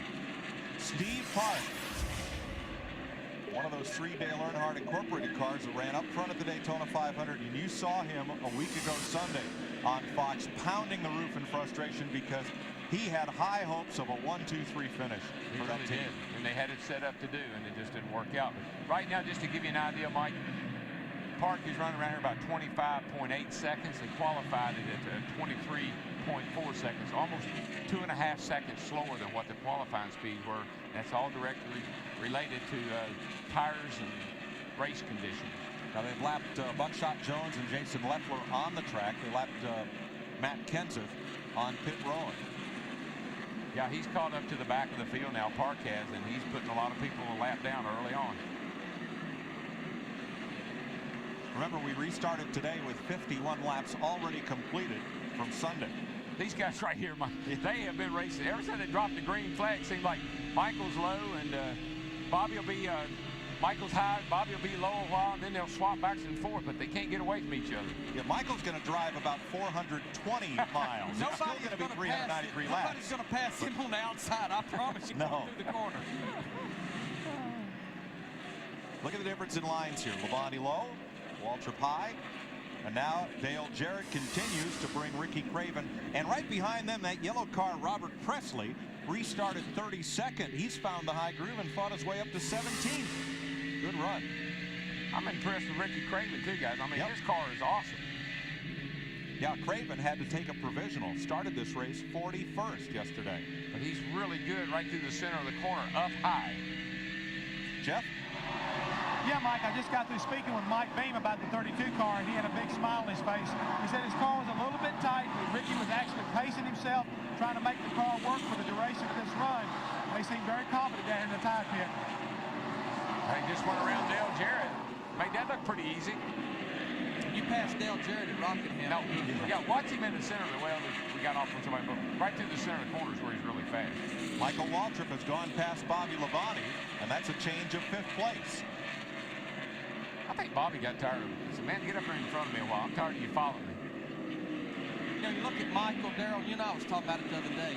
You know, and somebody said, last week put confidence in him. I said, Darrell, I think last September, October, when he signed that contract with DEI, that's what put confidence in him. Yeah, he's in his one car. You know, when I was in the one car, it worked for me, and I was close to winning a couple of races. This is his one car. Ward Burton battling Mike Skinner. This is back in 26th place as Burton continues to move up through the field. Vic Berggren. Ward Burton led 100 laps in this race last year, but today he surely is having his problems. He has called into the crew and told them that the car is pushing badly, and he thinks potentially he has a right front tire going down. You may think that just because the thing is pushing so badly. Crew Chief Tommy Baldwin says no tire problems, but you know, Tommy Baldwin. and that's a tough decision on the crew chief. You're thinking to yourself, well, what's making it push, not turn? Is it a tire going down? Do I need to make adjustments? Will it over-adjust? So it's a tough decision on his shoulder. Well, again, what put him in this position was Tommy had a left front tire changer problem on the caution flag pit stop yesterday. Whoa, look at this getting close down there. That's Jeremy Mayfield as well. Brett Bodine in the 11 car. He ran in there real hard, and the 43 checked up, and Jeremy didn't have anywhere to go. Yeah, Brett started 9th. He's now running 25th. But the right front tire, I mean, the track's abrasive, had no rubber on it, and I tell you, and the cars are tight, they're going to grind that right front tire off these things early on. Robbie Gordon loose there, battling Look Schrader down here. and Nemechek. Now watch the 14, the green car of Hornaday. Oh, my goodness. Whoa, just getting it straightened up. That's what caused these guys here to bottleneck up. Everybody had to get up out of the throttle.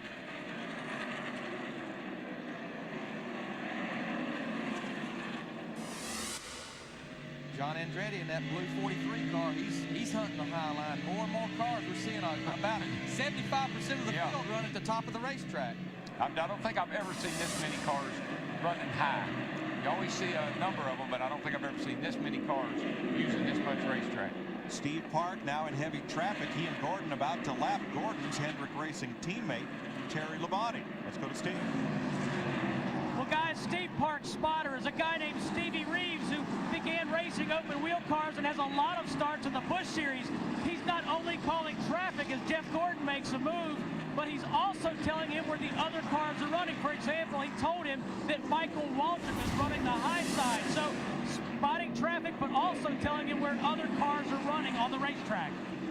Steve Reeves says he'd like to get back in Busch Grange National Racing, but unless a good ride opens up, he won't take a bad one. Boy, this is a place where a leader really gets you get so frustrated. You're faster than these guys, but there's no place to pass.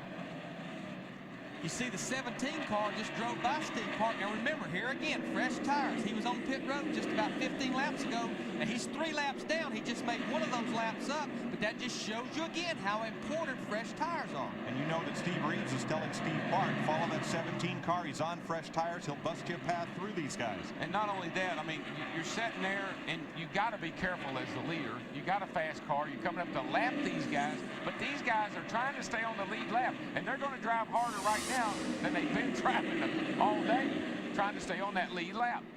Coming up on Robbie Gordon and then Ken Schrader. And now Leffler has, Kenseth has driven away from Steve Park. Look at Matt Kenseth's last lap speed, 2 miles an hour faster than Steve Park. New tires. And sometimes being off sync at Rockingham and pit stops, it can work to your advantage because of, you know, fresh tires versus old tires. Michael Waltrip has passed Tony Stewart for 3rd. If he don't knock the fence down, he's going to get the lead. He's closing in on these cats pretty quickly. But man, right in the middle of 3 and 4, he's just about got the thing rubbing the wall. Up in the Harry Gant groove. I think he's a groove above that. I think he is. I think you're right. There's the interval from leader Steve Park back to a fast closing teammate, Michael Waltrip. 292 laps to go here at Rockingham. Steve Park, the race leader. Jeff Gordon, Michael Waltrip. Now Bobby Labonte has passed Tony Stewart for 4th. You're watching NASCAR on FX.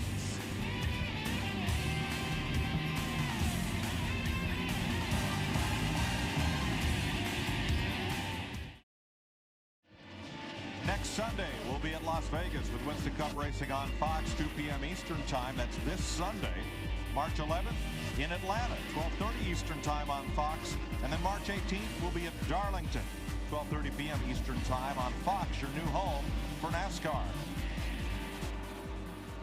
Steve Park, Michael Waltrip, Jeff Gordon, the leader. They've had a tough time busting their way through traffic. They have, and it's allowed Gordon. They're all 3 right together there while we were break, but Michael's closed up and caught these cats, and as soon as they get through this heavy traffic, I believe he possibly could go up there and take the lead. And I tell you, driving that high line, from a driver's perspective, it's exciting. It's fun.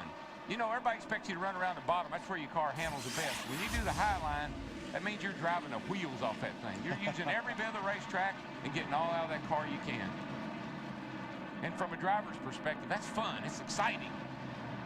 One more piece of traffic to clear. Here's a look at our Fox tracks that we're working on, and it's been a work in progress.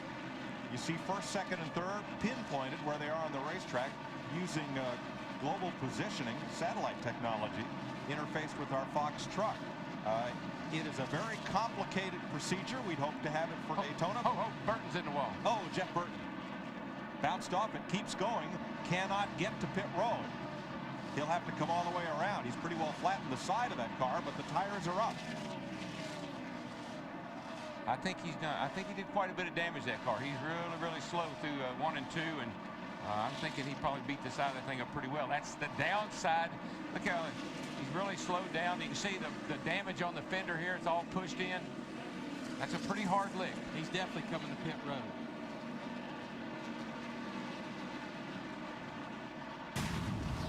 Here's another look at what happened to the 99 of Jeff Burton. Well, he got loose. Yeah, he got loose before he ever got to the corner. And then he just did all he could to try to hang on to it. Actually, he hit it harder because he had the thing sliding sideways. On board, Ricky Rudd. Whoa, baby. Matt Yoakum. The 99 car is in. This is a heartbreaker for Jeff Burton. They felt like they were the second best car to the 15 on the racetrack. They also told him to try the line that Michael Waltrip is. They were looking at the right side of the car. He wasn't sure how hard he hit, but this will be a 4-tire stop and topping him off with fuel. But a tough break for the 99 cars. They look at the car. You can see the dejected guys as they go back over the wall. 22-second pit stop for Burton, but he lost a lot of time coming around the track slowly. After he hit the wall, he could not get directly to pit road. Well, he lost time on the racetrack by running slow. This pit road starts almost coming off turn 4 and ends going on to turn 2. And you have to run 45 miles an hour while these guys are out there running 150 miles an hour. I tell you, that 32 car, I know Michael's up there running the high groove. He's running the high groove, and they're closing right in. 32 cars closing right in on the leaders. Ricky Craven is up to 6th place. And man, started so far back, so he just has an awesome race car. Second place battle, Michael Waltrip inside of Steve Park. Come on, partner, teammate. Second Give me some place. room. Now Park somewhat mirrors Waltrip's line. Oh, I'm telling you. Slip sliding away, baby. Bobby Labonte, though, has closed right up on them. Yeah, Bobby kind of went to school. Everybody goes to school on it. If you get past, you kind of watch what the guy did, and then you try to emulate that as you go along, and that's what Bobby's done. He's moved up, and he's running a little higher and making better time, too. They have a big gap back to 5th place Ricky Rudd, and then 6th place Craven. Man, it's like the old days. We used to come here back old days, and we'd smoke the tires, slide them cars in the corner, have that back end hung out, clicking that bumper along the wall, running right up next to it. That's the way it was back when... When were the old days, Darrell? Well, that's when me and Richard, Dave, Cale, Buddy, and Bobby, Don, and all of us. Well, hadn't been that long ago. Look at Craven. He's picked up 35 positions from the start of this race. Robert Presley, a 19-spot gain. Rusty Wallace, who had his worst qualifying run ever here, has picked up 17 spots. So has Kevin Harvick. Marlin, Skinner, Strickland, Hamilton, Blaney, and Elliott Sadler among the big movers forward in this race. Buckshot Jones has just made a pit stop in the Petty Dodge. Let's talk about pit stops and strategy. They've run about 60 laps on these tires since we restarted on lap 55. Now, they can run 90 laps on fuel, but nobody, I don't think, will try to go that. I'm going to say it won't be long before we see some green flag stops, and it's monkey see, monkey do.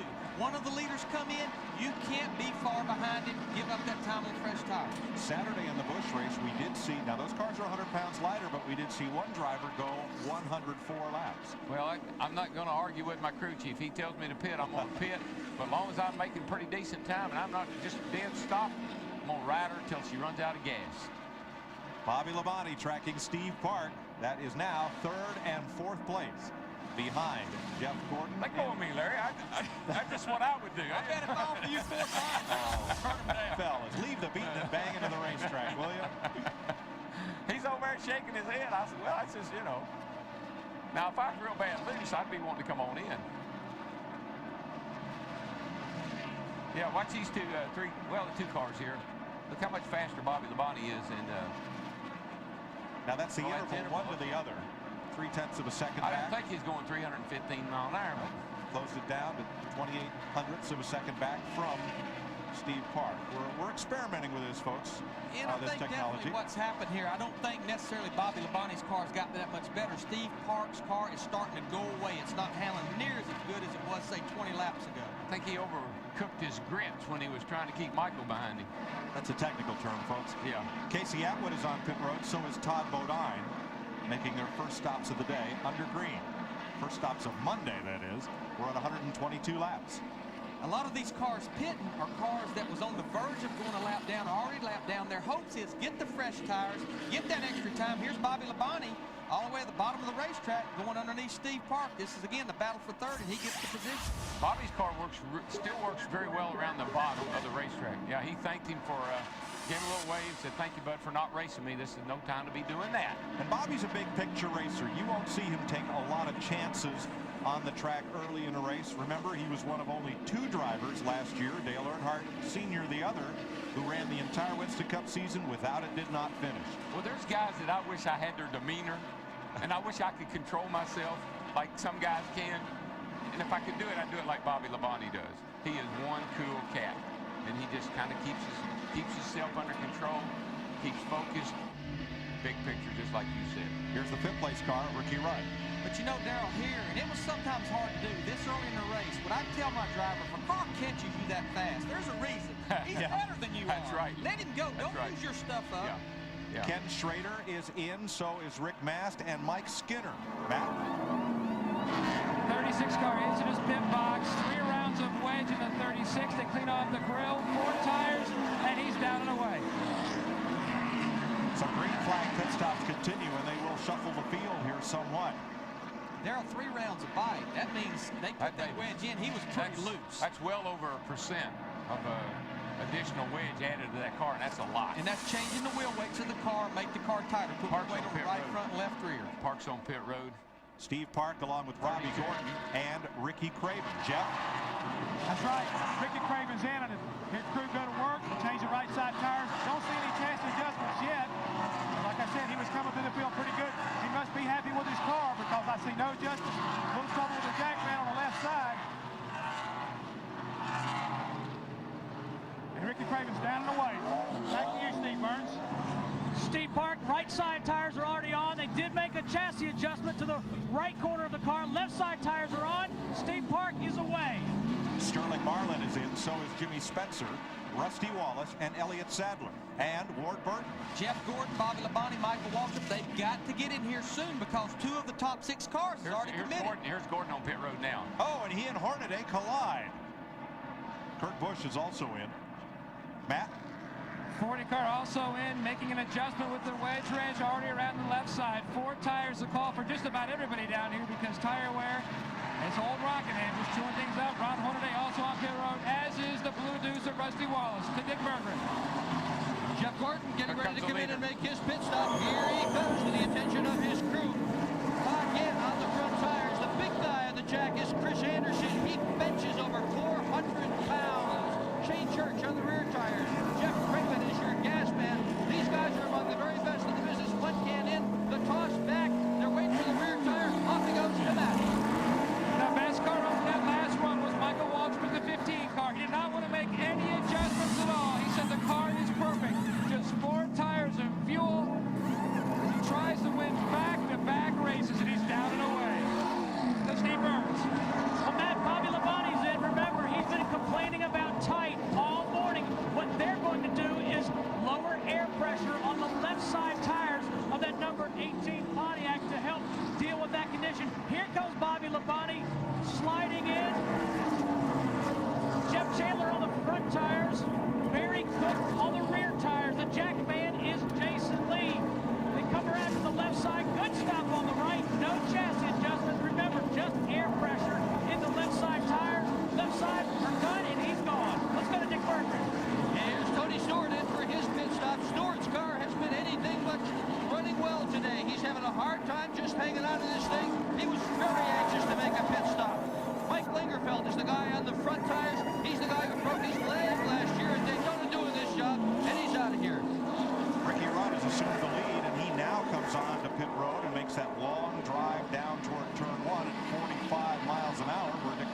waiting on him.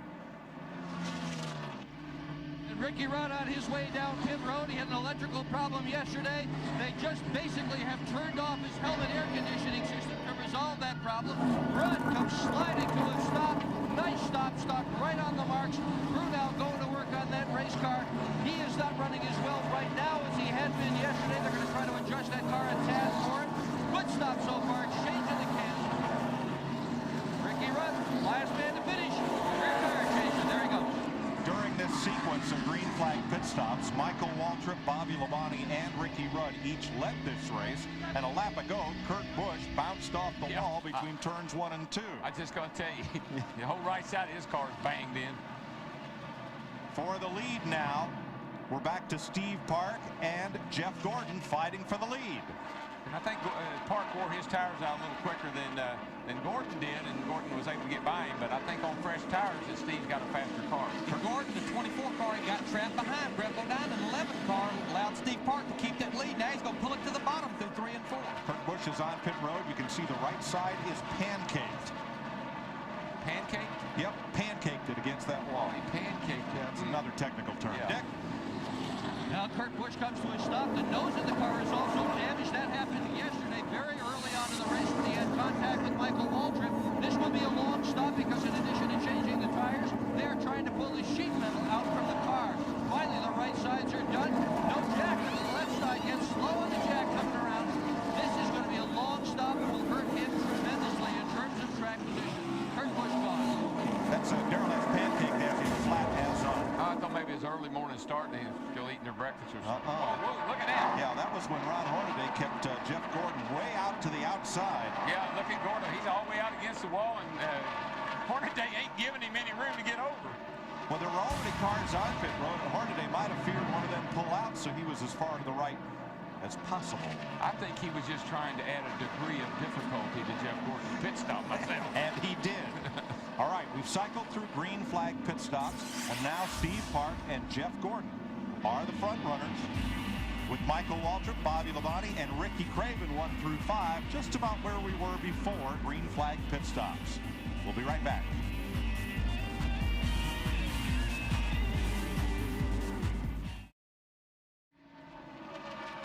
Welcome back to the North Carolina Speedway, where number 6, Mark Martin, has gotten a lap back from race leader Steve Park.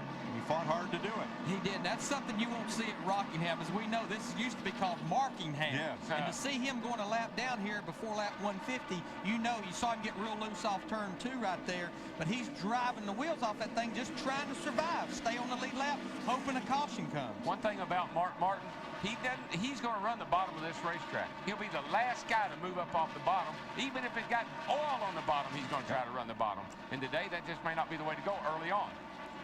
Robert Presley having a strong run in 77, and Kevin Harvick in his Winston Cup debut also having a strong run. Now, we were incorrect Saturday. I was about Harvick's plans for the Busch Series. I said he would run all the weekends where Busch was companion to Winston Cup, and that's half the story. He's going to continue to try to run all the Busch Series races and contend for that championship. So there's going to be an awful lot of late-night plane flights where those cars race with Winston Cup in different tracks on the same weekend. I want you to explain this pancake deal now. Well, show me what you're talking about. I'm going to show it to you right here. Show me. Okay. Here he comes riding off into the corner. Yeah. Whammo. That's a pancake? Pancakes it.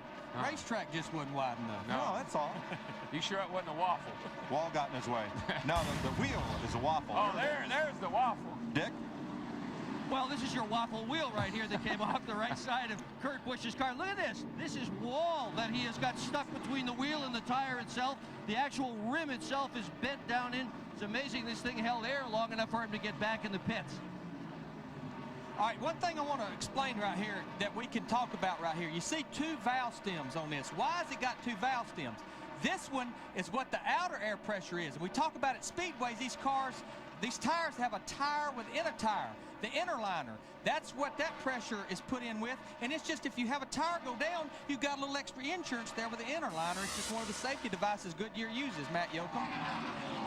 And the 99 car of Jeff Burton hit the wall earlier. Frank, you look at the car. What's the damage? Well, I'd say we knocked the toe out pretty bad. Right front had the wheel bent a little bit. Might have been a ball joint or something.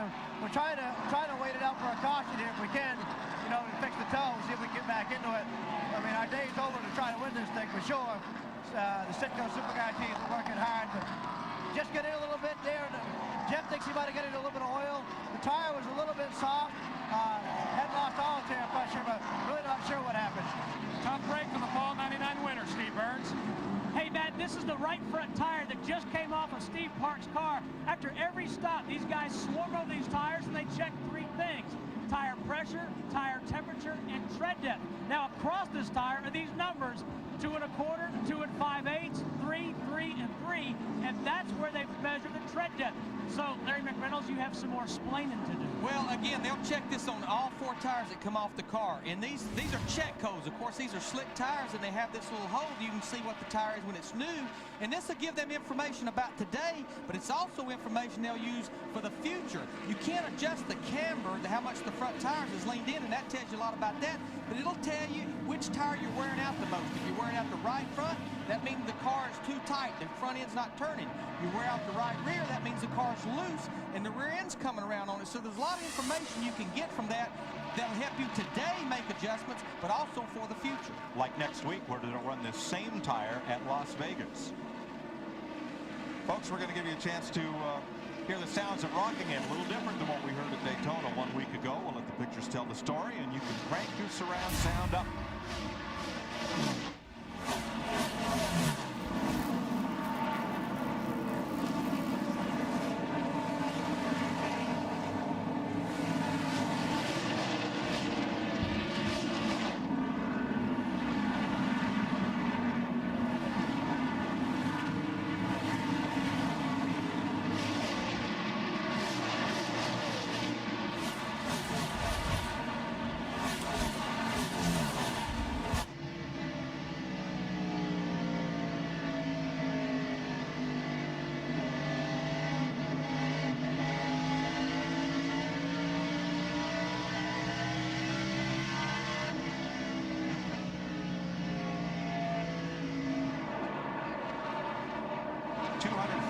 To go in the Dura Lube 400 at Rockingham. Stacy Compton, who's off cycle or out of sequence with the rest of these teams, has just made another pit stop under green. That sound was Hornaday. That little he's pedaling that thing, trying to get it to hook up, come up off the corner. Pancaking, pedaling. And there's 2 things you have to drive a car with at Rockingham: the steering wheel and the throttle pedal. Right. That's exactly right. I'll tell you, a fast car, boys, is that 32 car. I've been watching him. I've been clocking him. He's a little quicker than the leaders. He's back there. He is at the line right now, and he's coming on the lead fast. He's got something the leaders don't have to deal with right now. He has no lap traffic. He's got free racetrack in front of him. Ricky Craven started 41st. By the 95th lap, he was up to 12th. The 114th lap to 6th. 20 laps later, he was in 5th, and now he's in 4th place. And his car, I like his car better than I did like even Michael's. He's running the high line, but it looks like he's driving the car around the turn. Michael was sliding his car around the corner. Ricky Craven looks to me like he is controlling the way his car goes around the corner. Craven's last top 5 finish was back in 1997. Remember, he's been off the circuit due to injuries for quite some time. 156 laps in. 236 to go. You're watching NASCAR and FX.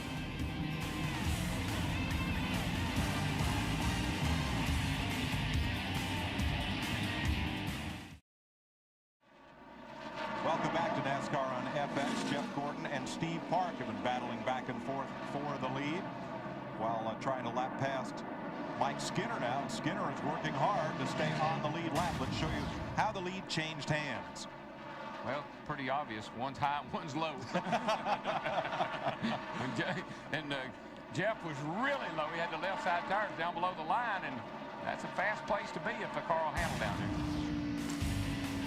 Our entire Winston Cup coverage from Rockingham will replay tonight at 8 p.m. Eastern Time and Pacific on FX. All right, we can go home and watch this. I mean, we never get to watch. That's right. Jeff? Yeah, Mark.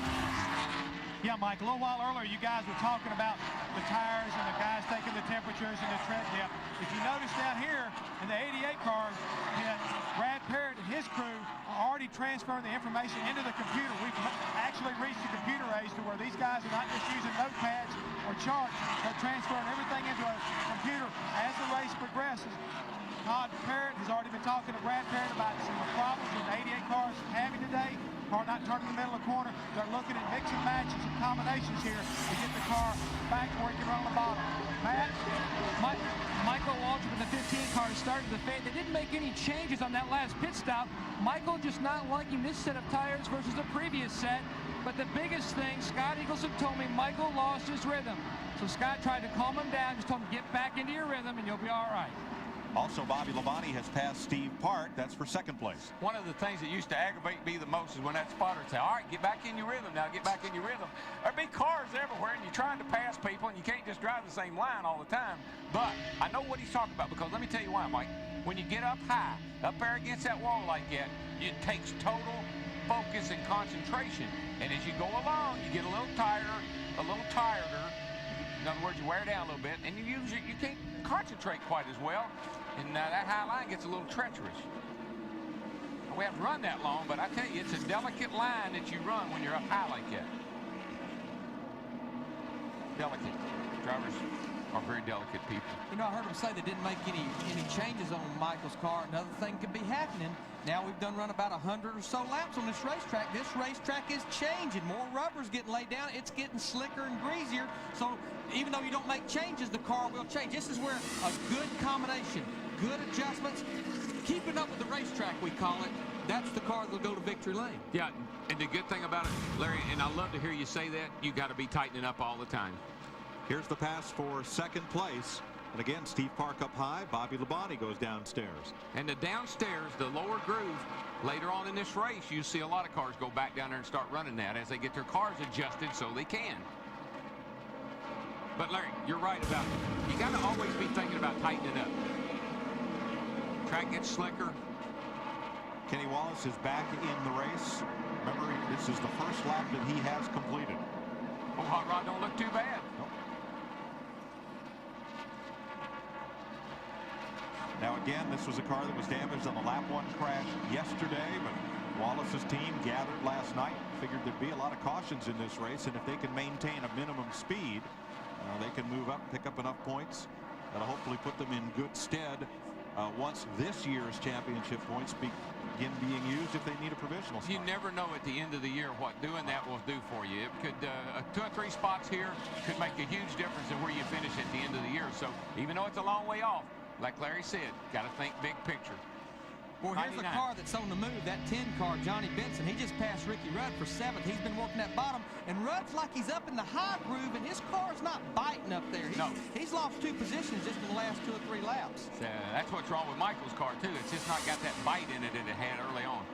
Jeff Burton, whose car was damaged earlier in a brush with the wall, is in. Matt's there.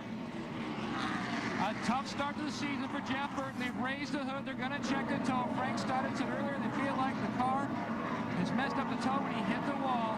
A tough break, losing a lot of race time on the racetrack as they check the toe, trying to fix this very, very ill-handling race car. Now what you see him doing here, you see a guy in the hood, this guy right here, what he's doing, he's loosening the tie rod. And then you've got a guy on the other side that's holding a string, and they're looking at the distance of the tire to the string, and they're adjusting the distance of the front wheels. We run about an 1/8 inch of toe out, which means the front of the wheels is an 1/8 wider than the rear. That gives the car stability through the front. See here, you see this guy's holding the string, this guy, and they're talking to it. And Jeff Hammond, is that what you see going on? Yes, I do, Larry. And one thing we might add here, the reason why they decided to do this is I'm sure that Frank and Jeff Burton have been conversing and saying, hey, I'm eating this right front tire off this car, and if we don't fix it, I'm going to blow it out and I'm going to knock the wall down. And there again, they're doing this as a defensive move, so they won't have to worry about having a problem.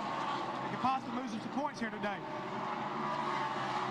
All this high-tech stuff, computers and everything, and what do? You set the toe with a string. And like I always told my guys, the tallest buildings in the world are built off a string. We've heard he did shut the car off, and again, the toe out way in or way out, it can also really wear the tires out because the tires are actually dragging across the asphalt. Bobby Labonte now has caught Jeff Gordon, the race leader. They just put Jeremy Mayfield a lap down. He didn't give up easy, though. Jeremy didn't. He worked them over pretty good. They finally got around him. Now trying to pass Matt Kenseth. Remember, Kenseth made an unscheduled pit stop, and he is 3 laps down. I believe that 32 car has got a little bit of extra strength stuff in that car today. That thing is moving. He's got the best looking car on the racetrack. He is driving that car. Look at how he's moved up. Remember, he started 41st, and he's come to 4th. The car's not sliding. It's not sliding up there and using the wall to turn it. He's driving that thing up over. It's getting a great bite off the corner. He's wiggling a little bit there, but that's not unusual for coming off the turn 2 over there. He's battling the 19 of 20-year-old rookie Casey Atwood, who is 1 lap down. Go back and pick up 10th and 11th place, the 88 of Dale Jarrett, the 20 of Tony Stewart. This could be another case of the track changing. Tony Stewart, you know, he was up there battling for 3rd and 4th. Now he's falling back to 11th. I believe Tony may be taking it easy. I don't think he's working that hard right now. Got past Jarrett there 1 lap ago by sticking it on the bottom. And look how, you're talking about on the bottom. We talk about how high these guys are up against the wall. He had their left side tires down below the white line. That's usually the sign your car handles very, very good when you can drive it off the corner like that. Up front, Jeff Gordon and Bobby Labonte keeping very close contact as they try to put a lap on Jimmy Spencer. Look at that.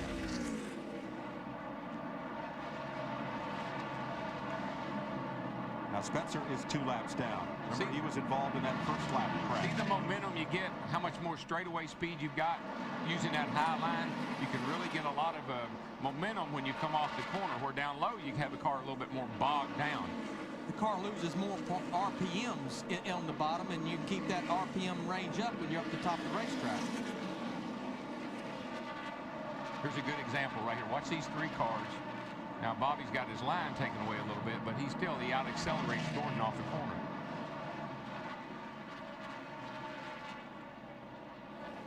So Bobby Labonte leads for the 2nd time today. Jeff Gordon has already led 102 laps of this race in. We'll be right back to the Rock.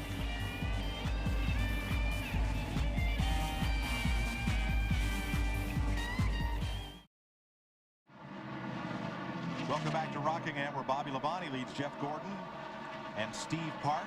There's Labonte working on rookie driver Kurt Busch. Ricky Craven just put the move to Steve Park, and Craven moves up into 3rd place. And he is coming to the front. I say it, give him a little time here, and he'll be chasing down that 18 car and that 24 car, because this car just looks, I hate to keep saying that, but his car is handling well, and it's not being slid around the racetrack, it's being driven around the racetrack. It's going through the center of the corner, plus it's getting a good straight forward drive up off the corner. And this is the best run for a Cal Wells car since he came to Winston Cup Racing a year ago. I think you're right. He had 1 top 10 finish last year with Scott Pruitt. That was at the Brickyard 400. And Ricky Craven giving Wells' team their best outing ever. Now their 2nd car, Andy Houston, was one of 2 that failed to qualify for this race. Kyle Petty was the other. Green flag pit stops have begun. Brett Bodine was in last lap. There's Casey Atwood just completing his pit stop service. And I know it would sound crazy to the fans at home because we've got over 200 laps to go, but Rockingham has always had the knack for having long green runs. And what you'll do, you'll start figuring out, all right, I got 200 laps to go as a crew chief. I pitted about 55 laps ago. How can I break my pit stops up to get the full advantage of the freshest tires throughout all these runs? Exactly. Well, let's see if we can find out from the leader's pit. Here's Steve. Guys, remember on that last pit stop on or about lap 132, Bobby Labonte asked for less air pressure in the left side tires because he was tight. Well, he has now radioed Jimmy Maycar and said, when we stop next time, don't touch a thing. The tire pressures are perfect. So all they'll do is put on 4 tires and take gas. No adjustments next stop. Watching Jerry Nadeau's number 25, 15th, and Ward Burton in the number 22, 16th. A couple of guys I thought would have really good runs today. We keyed in on Burton there at the start of the race. Thought he was going to be a factor, but he's been struggling just a tad through the middle part of this race. And Darrell, it's interesting hearing them drop the air pressure in the left side tires there. You know, with a radial tire, they don't change size with air pressure. They change spring rate. That's all the tire is a spring. And 1 pound of air will change the rate of that tire about 10 or 12 pounds. And so what they've done, they've made the left side of the car think it's softer and get more bite into the racetrack through the corner. What they're trying to do is grip up those left side tires. You can only go so low on the right. You overwork the right sides and bust the sidewall, but you can go way, way on down, probably, what, 18 pounds in the left side tires here. Just probably enough to say it's still got air in it. They look like drag tires. Here comes Bobby Hamilton into this battle. The number 55, the Andy Petrie car. Remember, this is 15th, 16th, and 17th place.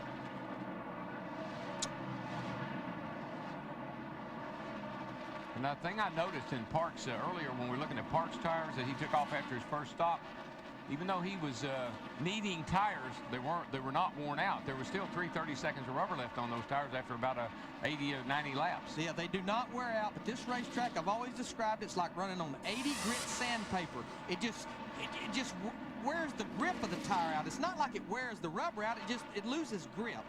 Rusty's on pit road. And probably in the nick of time because he's a couple of seconds from going a lap down here.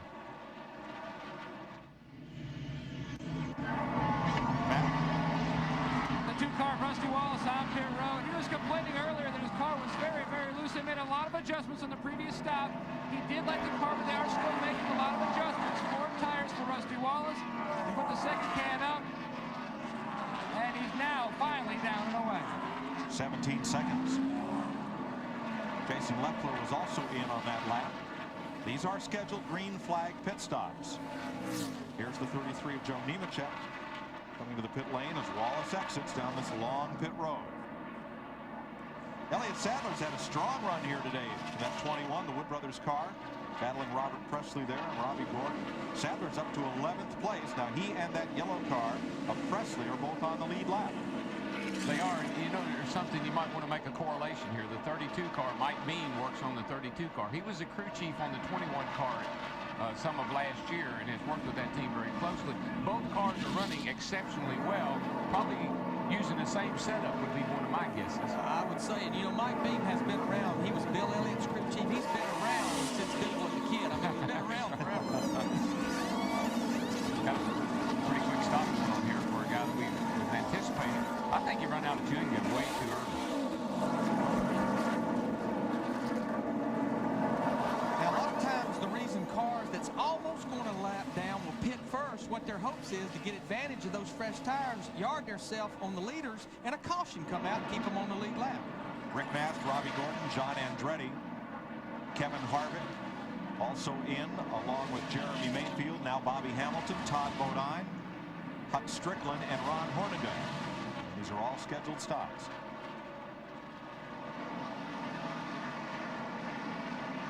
Seems like in some of these cars, I'm watching the 15, the 28, the 40 of Sterling Marlin. These guys seem like they really are stronger at the end of a run than, say, Gordon or Park is. They seem to have a little bit better last 15 or 20 laps in their run. They seem to be a little bit better than those guys do. And what they probably did, Darrell, we talked about it earlier, maybe they took care of their tires a little better when they was fresh. Here's a fellow we've not spoken of much, Sterling Marlin, but he's had a great run going, 5th place right now. The reason Robbie Gordon's shooting past him is that Marlin has not made his pit stop while Gordon's on fresh tires. But look at his run from 16th place at lap 40 on up into the top 5. Yeah, he's closing in on Steve Park. And his car is handling very well around the bottom of the racetrack, which is, at this point in time, not a bad place to be because all of them seem to be up around the top. 4th place battle here. 2 distinctively different lines. Shorter around the bottom, but you get the momentum and the run off of the turn. And Darrell, when your car works that good on the bottom this late to run on tires, that means you've got a pretty good race car. Pretty good hot rod. It won't work like that down at the bottom. Pretty good hot rod. Here comes Benson in. Jerry Nadeau, Johnny Benson, Mike Skinner, Jimmy Spencer making pit stops. Now this is when I am not envious of the crew chiefs, because as long as the fast cars stay out, here we go. Look at Ward Burton's. Man, That was called he's got 4 feel-goods on there. Them tires feel real good. You can just see Ward's cape with the big S on it flowing in the wind behind him as he shoots on through there. And this battle for 4th place rages right on. I mean, he's already put a third of a straightaway on these guys just with those 4 fresh tires. It just shows you how much it means. Darrell, you have to drive real defensively. You're battling for 4th place, and you know all these fellas are flying through here on stickers. This is when you really rely on your spotter. You got to have that spotter to tell you that guy's on 4 tires, fresh tires. Get out of his way, he'll run over you. See how quick he closes in on him, how quickly? But you got to move up out of the way or he'll run into the back of you accidentally. Kenny Schrader's got fresh tires as well as he and Rusty Wallace move on past number 40 Sterling Marlin, the 4th place car. And what's going on with our top 6 or 7 cars? Just like 70 laps ago, whoever commits, the other one's going to be right with them. We got one that's committed. 24, here they all come. All of them's coming. 24, 32, 1. Gordon, Craven, and Park are in. They're going to be joined by Terry Labonte on pit road and Robert Presley. Bobby Labonte did not pit, but I bet you in a lap he'll be in here. You know, he was the last one to pit last time when the leaders came in. He stayed out. Jeff? Yeah, we're down there in 32 car pit. Ricky Craven had a little trouble on the left rear. They were really good on the right side and had trouble on the left side. He's out of the way now. Dick Berggren. Jeff Gordon's taking 4 tires. They're adjusting the air pressure on both rear tires to try to get him a little bit more fight. Steve Park, with whom he has dueled all day, has also been in the pits right now. Gordon's gone. Michael Waltrip's in, and so is Dale Jarrett among the lead lap cars. Matt? No major adjustments anticipated for Michael Waltrip. Just like the previous stop, just 4 tires and fuels, but this time they're going to start, a little trouble coming around in the front by the Jackman Britt Goodrich. This time, though, they're going to start the car with a little lower air pressure because they did not like the buildup seen in the last set of tires. A long stop for Michael Waltrip. 10th place Bill Elliott along with Ricky Rudd and Tony Stewart are in. Dick? Ricky Rudd won at Rockingham in October 1996. Car not as good right now as it had been before. Here comes Rudd in to make his pit stop. Bobby Burrell is going to be doing the front tires. Tony Stewart is going to be pitting right behind him. Here comes Stewart right behind Rudd. Zooming around to the other side. Norman Cucciavizzo, 56 years old. He's a long-time gas man. He's putting the fuel into Rudd's car. Rudd with a great stop, sub 15 seconds. Stewart still in here. They're still trying to get that race car in Stewart's so that he is happy with it. Now Stewart's gone. Bobby Labonte stays on the racetrack, as does Sterling Marlin. They're the 2 leaders. I believe Bobby Labonte be in those pits. If not this lap, the very next one. Got it down to the bottom now like he's coming. Yeah, here comes Labonte. Now, Marlin's car has been quite good. He continues to run the bottom of the racetrack, and Marlin will stay out to lead a lap here, it appears. Yep. But the longer you can run a decent speed and stay out there, the more you put on. If a caution came out right now, he would be in the catbird seat. And that's what you really worry about when you make these stops. And somebody good keeps on going. Makes you nervous. Steve? Bobby Labonte has a clear shot. Nobody in front or behind to block him in. They are going to make an air pressure adjustment. They're going to put a ½ pound back in the left rear. Good stop for Bobby Labonte on the right side. Jeff Chandler on the front tires. Mary Cook on the rear tires. He is down and away. Let's go to Matt Yoakum. 45 miles per hour, the pit road speed. Tony Glover telling Sterling Marlin to watch his tach so they do not speed. 4-3-2. He comes into his pit box. A half a round on the track bar. 4 tires for Sterling Marlin. He said his car was just a little bit loose on that last run, but it is starting to come to him as they dance around to the front. Rick Reeling jacks the car up. A good stuff so far for Sterling Marlin. He's off the grill, and he's gone. 19.5 second stop for Sterling, and that should just about complete the cycle of green flag pit stops that will put Jeff Gordon back in the lead over Bobby Labonte, Steve Park, and Ricky Rudd. And just think about, look at where these guys are on the track position right now. There goes Gordon by the start line. Here comes Labonte by the start line. There goes Park. And then way, way back here, there goes the 32 car. Those guys have lost that much time in the pit because they were very, very close together when they all pitted. One driver who had not stopped is Dave Blaney, who is currently shown in 5th place. And Jeff Gordon, he's leading the race now by over 4 seconds. The difference, he pitted about 4 to 5 laps before Bobby Labonte, and it enabled him not only to take the lead, but put that much of a lead on Bobby Labonte. So even though pit stops look like, you know, you just make them when you want to, Larry, I know you can address this better than I, but there's a lot of strategy, particularly here, when you're going to make that pit stop and what you're going to do. Well, you lose so much time on those old tires, and you're fighting all these cars that's coming by you left and right with fresh tires, and that even makes you lose more time. Yeah, see, one thing I never liked about a 1 mile racetrack, there's no way to pit without losing a lap. Then you throw in a 45-mile-an-hour pit road speed, and buddy, you can lose 2 laps just doing something that's just routine. And that's what's put Blaney up into 5th place. He's not made his stop. They are gambling that a caution would come out, because if he pits now, he'll go back to running 1 or 2 laps down where he was before this cycle of pit stops began.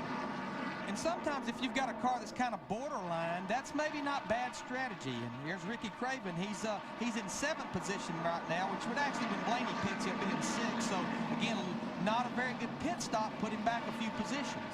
We're now told Blaney pitted at lap 202, so I believe we'll have to wait for a scoring update there.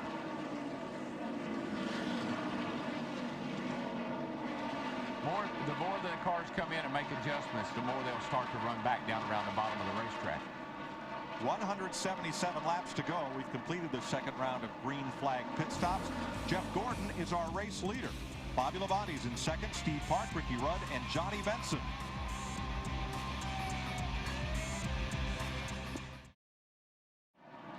Fox Sports this weekend in memory of Dale Earnhardt. We've now completed 222 laps of 393. There's your leader, Jeff Gordon. Bobby Labonte in 2nd, Steve Park, Johnny Benson, Ricky Rudd are the front 5 after the 2nd round of green flag pit stops.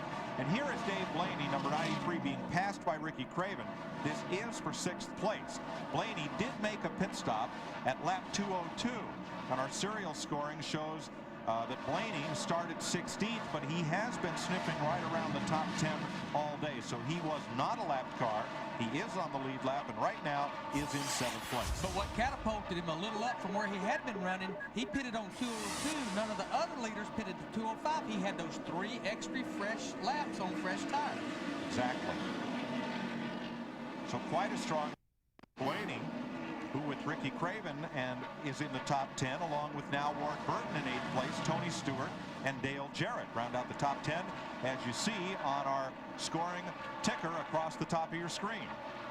A lot of cars, Mike, have made the right adjustments, and now instead of everybody trying to fight up there to be in the high line, you notice more and more cars are starting to get them hooked up around the bottom.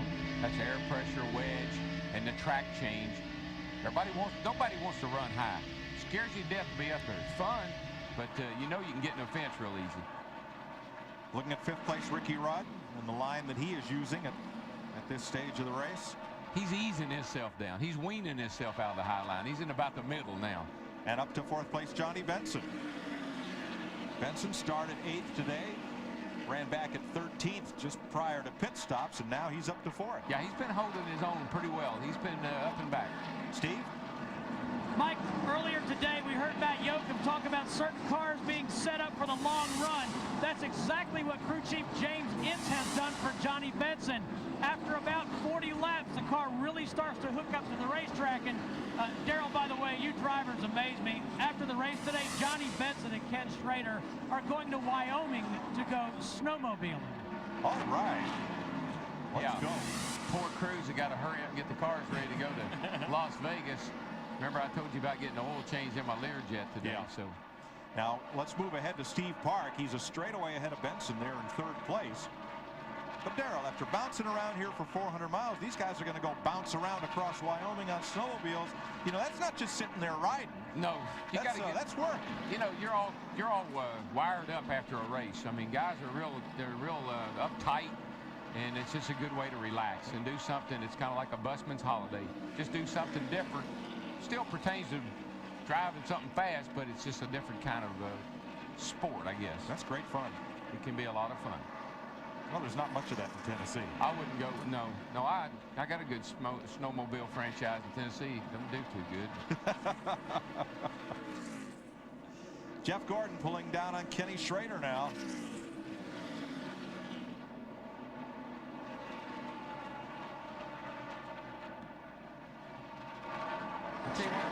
got cars everywhere. Schrader going 2 laps down. Now Sterling Marlin was in the top 5 before he had that long pit stop. He's now back to 12th place, and look at the time he's lost to the leader. Well, he had a long pit stop, but he was one of the, unlike Blaney, opposite of Blaney, he was one of the last ones to pit and kept giving up that time. Matt Yoakum, what was their thinking there? Well, they're just trying some different strategy here, Larry. Just trying to get that car up there. Just trying to end this week on a very good note. A week that's been very difficult for everyone, especially Sterling. He received death threats earlier this week. The crew guys were told not to wear their uniforms out at night or around Mooresville, North Carolina. But some things that happened nice this week. A race fan came up and gave him an envelope. Inside was a medal of strength that said, "An angel to bring you strength to meet any challenge." Sterling put that medallion that a fan gave him on his dash this morning. Yeah, it's kind of a sad commentary on some of the people who purport to follow this sport, that a race team should have to have security posted in their garage stall all weekend. Yeah, it's a kind of sad state of affairs, actually. So here is Marlin, who now is only 8 seconds from going a lap down to this man, Jeff Gordon. At 232 laps, Gordon has a 1.2-second lead on Bobby Labonte, with Steve Park another 0.8 of a second back. 160 laps to go at the Rock. You're watching NASCAR on FX.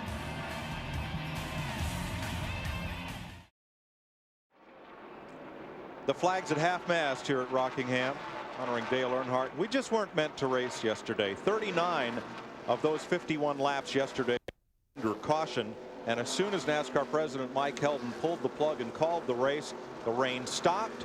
The skies opened up and said, folks, you know, come back tomorrow. It was a nice day after that. But there was not enough time left to dry the track and run the race. That's why NASCAR canceled when they did, even though they knew clear weather was following yesterday afternoon. But today we restarted this race shortly after 11 a.m. and we have not had a caution. I just don't believe anybody's heart was in racing yesterday. I think their minds and hearts were somewhere else. Then Dale Jr. gets knocked out on the first lap. But you know something, Larry, I've noticed these guys drive a lot better on Monday than they do on Sunday. What's the deal here? They're wanting to get snowmobile. I think they want to get on down the road, don't you? But you know, Darrell, I can't sit here but think Mike sparked the thought. You know, without a caution since lap 55. That's almost 200 laps ago, an hour and a half. Yeah. They don't have timeouts. They don't have halftime. These guys are out there running 150 miles an hour without stopping. They get a little 13-second break about every 60 laps, but they got to keep thinking and they got to keep going. Anybody that don't think they're an athlete, they need to watch it closer. Oh yeah, these guys train, they work hard, they watch what they eat. These guys, they're professionals and they're athletes, and I've argued that for 20 years. Bobby Labonte chasing Michael Waltrip there. Now Jeff Gordon has just put Michael 1 lap down, and here comes Bobby Labonte. Steve? Mike, a couple of things. They are already talking about what they want to do on their last pit stop, but they're also looking ahead to next week in Las Vegas. In the offseason, crew chief Jimmy Mayclire. Turn 2. One car has hit the wall and spun. Down to the apron, it's Mike Skinner. I did not see contact with another car, but Skinner is now facing wrong way, and you see him get righted down on the apron, and caution is out. I don't know if he hit anything or not. The car doesn't appear to have any damage unless he backed it up into the wall where you can't see the back of it. I think he just spun out. It is the first caution of today. Third caution officially of the race. Now, that little damage on that left rear right there would tell me that he might have got some help. Well, let's see. This is over in turn 2. There you see Skinner, the 31 car. He just got loose up in the high groove. Loose. Damage was from something happened earlier. Now here comes Jeff Burton along on the apron. And he says, whoa, where'd he come from? That's a little bit of damage that he got there on the left rear. He didn't get help, but that's where he got his damage from. On board, Mike Skinner. She did a little wobble, did that little wobble, and as he tried to correct it, around she come. Very lucky he didn't hit anything, or anybody didn't hit him no more than Jeff Burton did. And pit road will be busy. It will be. And I tell you, a lot of guys were glad to see this break. They needed to talk to their pit crew. They need to talk to crew chief, say, man, we got to make some major adjustments. Can't do that up under green. We've got 20 cars on the lead lap. Now, all that can pit this first time is lead lap cars. And here they come. It looks as if everyone on the lead lap will pit.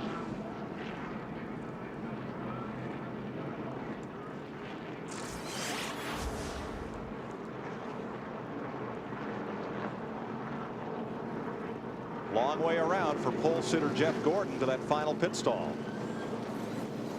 Matt.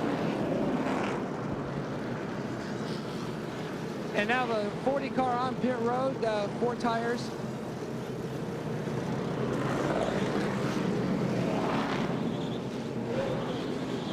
Steve Park beats Michael Waltrip out. Here comes Gordon, who had that final pit space and gets away first. Big advantage being in that last box down there, or first box, however how you want to look at it. All he's got to do is jump across that line, and he's in the lead. And how these guys get their pit selection, it's chosen by how you qualify.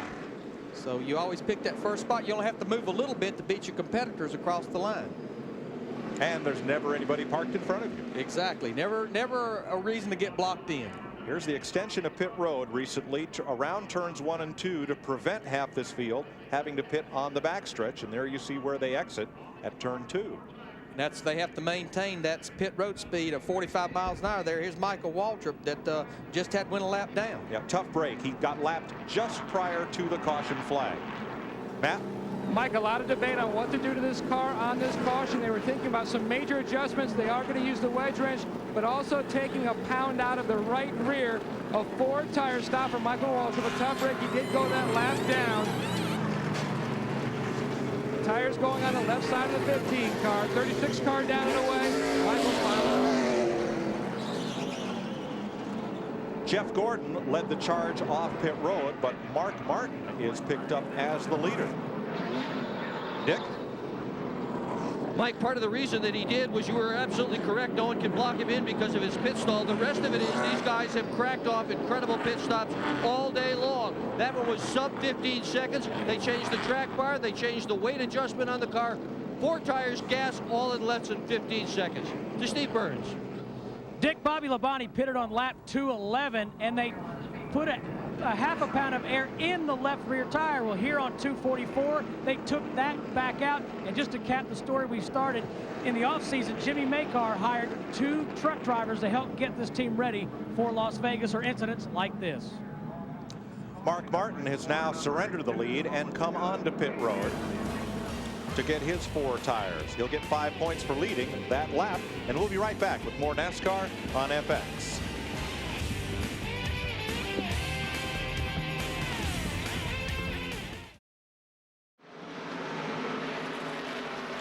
We've just gone back to green. Jeff Gordon takes off. Jimmy Spencer tried to get a lap back without success. Steve Park is second. Bobby Labonte third. Ricky Rudd is fourth. Tony Stewart fifth. Johnny Benson sixth. Ricky Craven seventh. Then Dale Jarrett. Mark Martin did not pit with the leaders. Stayed out on track, picked up 5 points for leading a lap, but as a consequence, he's taken this restart back at 20th position. Well, that's about where he was before the caution come out, and this is how these guys look at the big picture. It's 36 races, but every point counts. Yeah, folks at home, grab your TV because it gets a little dicey right here for a lap or two till it gets sorted out. Dick Berggren. Tony Stewart has told his crew that he feels physically just fine. The car, however, has been loose all day. The reason? It was set up for yesterday where it was cloudy, overcast, and much colder. So on each pit stop, they have adjusted the car, and it's getting better and better and closer to Stewart's liking. He's in 5th spot right now. He could be a threat to win this thing, Mike. The way he come off that corner a while ago, I think it's getting real good. He really got a good bite up off turn 2 versus the competitors. Look at the log jam behind him as Ricky Rudd battles Johnny Benson. That's 5th place at stake. Rudd's 28, Benson's number 10. Bill Elliott battling among them is 1 lap down in car 9. Car in the wall, turn 1. John Andretti brushed it, but got away. Okay. There's Andretti.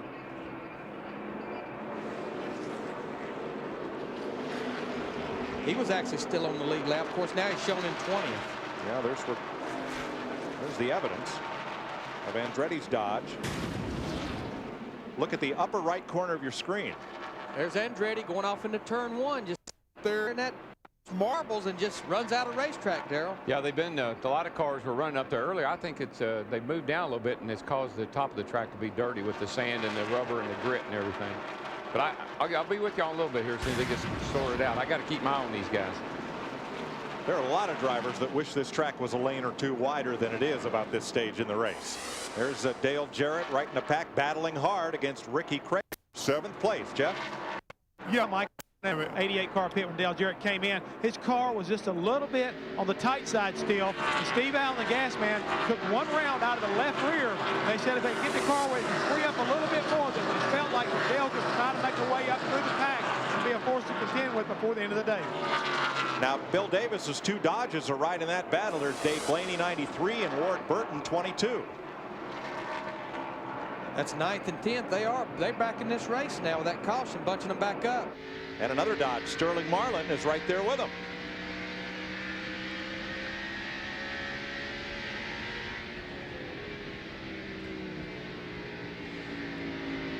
By the way, just to update, John Andretti did not pit. He stayed on the racetrack after that brush with the wall.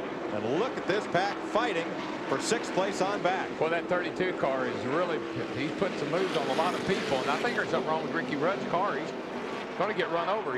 He's trying to get to pit road, I believe, but he can't get there. Couldn't do it. Too much of a crowd, and the low lane was not open. He's got his hand out. Yeah, he's got a problem. He's trying to get down, and, man, everybody did a great job of avoiding that. He's got to go all the way around the racetrack back to turn 4 to get to pit road. That looks, you know, you wouldn't get down on the apron, this terminal. If it was just a tire or something like that. That separated that bunch right out. Now, where Rudd was is in the midst of that pack, and he's right down against the apron. Now, what he's on now, he's on the old backstretch pit road that's not used anymore. He's out of harm's way. So Dale Jarrett moved up. There's Jarrett leading that pack, and Ward Burton has taken the spot right behind him while Craven is way up on the high side. Dick, what's wrong with Rudd? Ricky Rudd was first having a handling problem. The car was too loose, but the real problem is the transmission has failed. He has lost 3rd gear. Right now, the crew is getting ready to bring him behind the wall so they can execute a repair on that gearbox. Now, the handling may have gone away on Ricky Craven, Darrell. He's not been able to run anywhere near the bottom of the racetrack, and he's been losing positions. No, I'll tell you, I think the car's okay, Mike. Right. He's moving around the top, and he was on the bottom, didn't like it. He went to the top. I believe he's okay. I think he's still moving forward. And this is right after a restart, fresh tires, where his car's been strongest is the latter part of a long run. Yeah. Oh, they're 28. I tell you, Ricky Rudd and Mike and those guys, they have the worst luck. Up front, Steve Park goes back for the lead. They made some good calls on Park's car, Larry. They've adjusted on that car. They kept him right up there in the front. Right around the bottom she goes on that white line. I love it. He's below that white line. Oh, yeah. They can't keep his car down there right now. He pulls right back on park here going into turn 3. Them bad boys are handling when they'll get on that white line. Whoop. Now, Amy has fought his way past. And Sterling Marlin looks in, but yeah, they're just playing they're backs and forth right now. Craven's car now seems to be getting a little bit better than it was at the start of this run. What'll happen, the teams will start the air pressure way down. Cars don't drive very good. Wiggle around there. Low air pressure because these tires build so much pressure on a long run. It likes to get the feeling like basketballs bouncing. Oh, yeah, that's what I've called them many a time. I got so much air in this thing, the tires feel like a ball bouncing all over the place.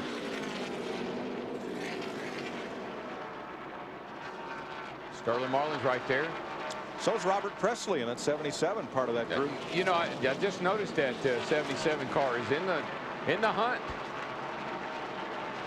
The 33 is a lap car, Nemechek, and there's Presley right in this battle as they fight for 7th place on back.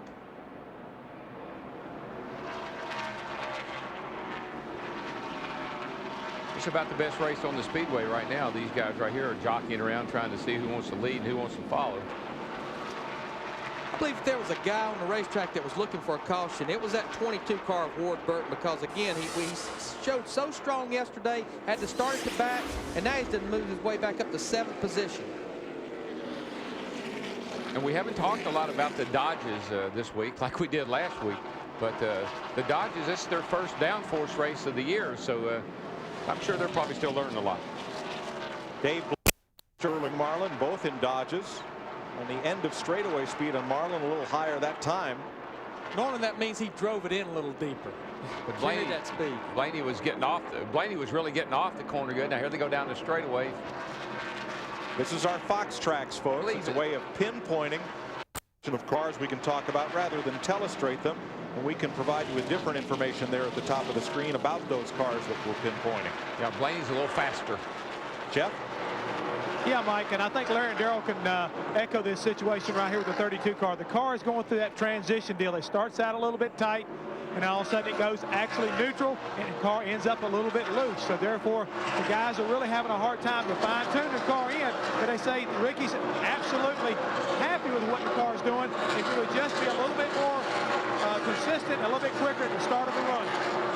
Trouble on Mark Martin. This is not a scheduled stop. He stopped right at the end of that caution.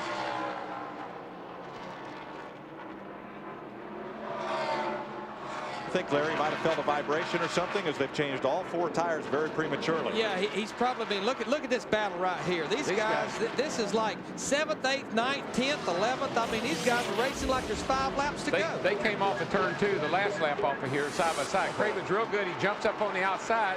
Blaney's real good on the bottom. Ward's stuck in the middle, and you got the 77 and the 40 back here hounding them. This is some hard racing.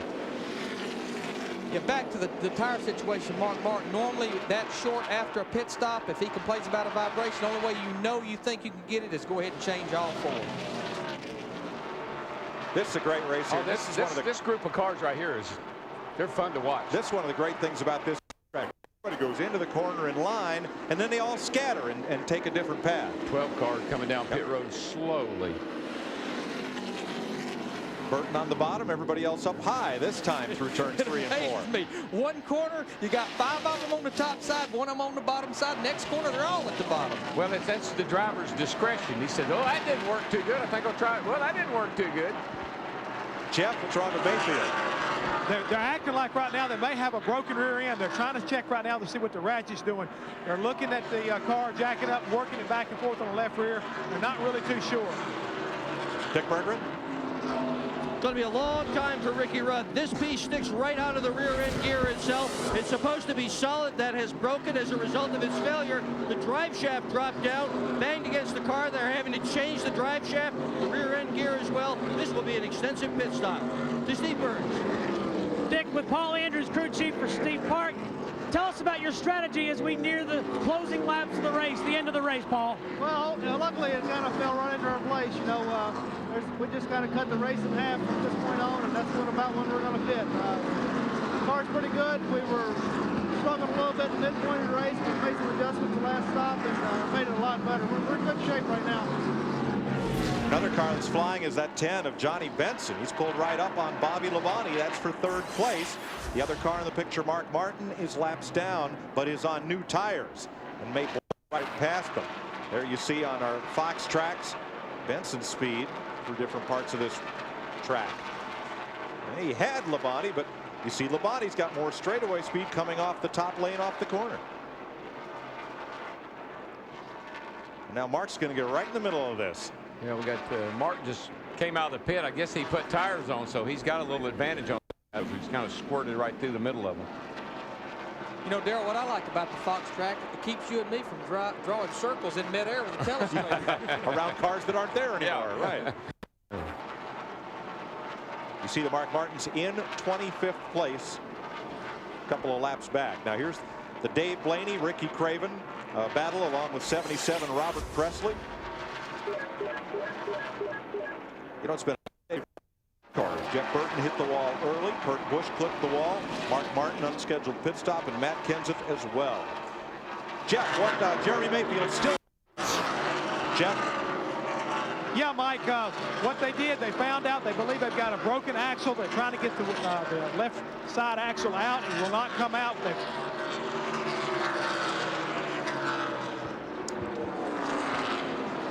Mark Martin called in. He thought he had a vibration, a loose wheel.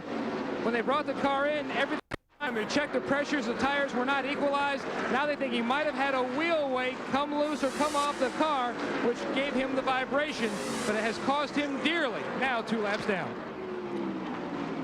That's what I was talking about. One thing about a 1 mile racetrack, you got to make a pit stop unscheduled like that, you're going to lose 2 laps. Steve Park comes up to lap rookie Kurt Busch. 116 laps to go, at least one more pit stop. You're watching Winston Cup Racing for Rockingham on FX.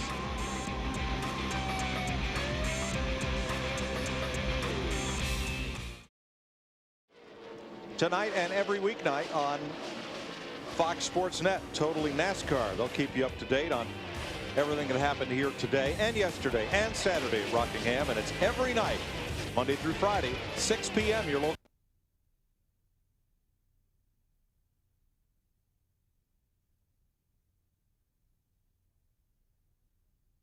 By 3.5 seconds.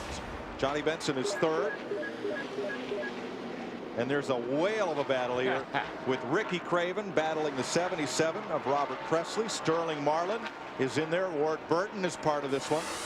I haven't been able to take my eyes off of this one. These guys have been they've been passing and repassing, and they run high, they run low, and they're all running in the top 10 there. So yeah, Dave Blaney as well is part of this, and 21 Elliott Sadler. There's Sadler now creeping into the picture. All the way back through 12th place in one pack. And this is after 300 miles here. They're running this close. Let's get an update on Jeremy Mayfield from Jeff. Things have really taken a turn for the worse here down in the 12-car pit. As you'll notice right here, this is the axle that came out of the left side. It wasn't broken, but you'll see that the teeth that makes the drive plate, which actually makes the wheel turn, they're all gone. So therefore, the left side, left rear in particular, will not pull. But when they went to go to replace it, they come to find out that the axle they had here in the pit would not fit inside the car. So therefore, they had to go back and get another one off the truck, and they're waiting on it to get back. Dick? Jeff Gordon has called into his pit, and he has said his car is plowing like crazy. That's a word I haven't heard for a long time. It's another term for push. And the crew has told him just take it easy on entry and the turns, and they're going to take a little air pressure out in his next pit stop. Gordon with an understeering race car. Mike? Well, it might be plowing, and that's the term you had, but it isn't pushing like a dump truck. And that's the word. It doesn't get any worse than that. Pushing like a plow. Pushing like a plow. And that's characteristic of Rockingham now. You know, we're 300 miles into this race. Rubber's getting down. And no matter what characteristics your car has, as the rubber gets down, the car like it turns worse and worse and worse. Yeah, this track, if the folks at home, I don't know if you can tell it or not. We started a race after it had been all the rain and everything. The track was real white looking. And now the track has a nice gray tint to it where it's got all the rubber from the cars running on it. That changes the handling characteristics of the car. Car that was good, like my brother's early, is now a lap down and going another one down. And that just tells you how this track changes.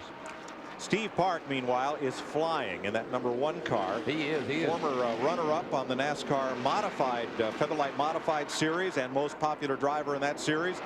Came to the Busch Series for Dale Earnhardt. Actually, he caught Earnhardt's attention while running up at New Hampshire International Speedway in a truck and in a modified, and ran a few Busch North races, and got a chance to drive Earnhardt's Busch car, and then moved up to Winston Cup with Earnhardt Incorporated. Now here's Johnny Benson, who has climbed to 3rd place, and also Benson is looking for his first top 10 finish at Rockingham. 11th last year. I believe he's one of the cars that would love to see this thing go green the rest of the way. His car is good on long green runs. Bobby Labonte is the 4th place car. At 18 and his teammate Tony Stewart, Bobby and Tony, they run together all the time. They were running together at Daytona. Yeah, they wrecked together. They wrecked together at Daytona. They weren't running together right then. Actually, they wasn't. It was kind of funny. Tony was running 4th, Bobby was running 27th, and they ended up in the same wreck on top of each other. Yep. But it stands to reason they run together a lot because their cars have a lot of the same setup. These two cars are prepared in the same shop by the same people, unlike some teammates it's in separate shops. Yeah, supposedly those two cars are identical. It's really just a matter of tweaking it for each driver. So they are 4th and 5th, and we look back to find the 6th place car, which will be the 88 of Dale Jarrett. Now Jarrett is running about 2.5 seconds behind Labonte and Stewart. Now behind Jarrett, it'll be the 32 of Ricky Craven. And right behind him, Michael Walters, a lap car. So Craven currently there in 7th place. Jeff? Mike down here at Ricky Craven's pit. Come to find out that one of the things that's going on with Ricky is he got into turn 3 wall. He's been running that high groove all day long, and he finally got up there and got into the wall just a little bit down the mat.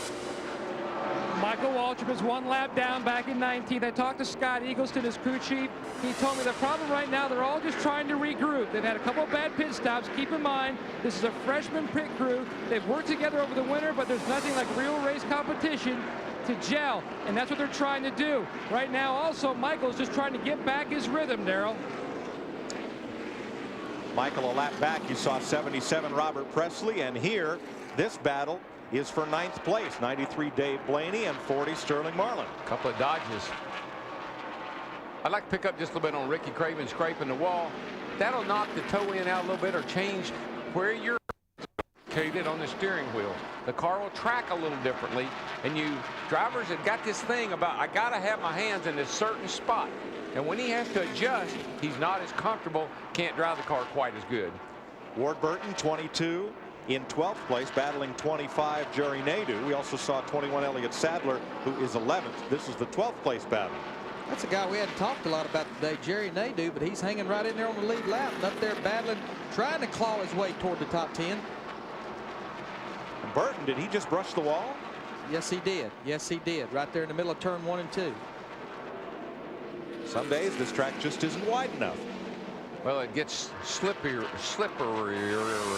whatever how you say that, up there high. Let's show you what happened to Ward. This is going off into turn 1 right here up the middle of 1 and 2. There you see Ward in the 22 car. He's all the way against the wall. What we've seen a lot all day, you just run out of racetrack. That didn't hurt anything, man. That's just a little, that's a little brush right there. That is not a pancake. No. No, that's a brush. That just straightened him up. Yeah. He caught it in the nick of time. Now behind him, Kevin Harvick.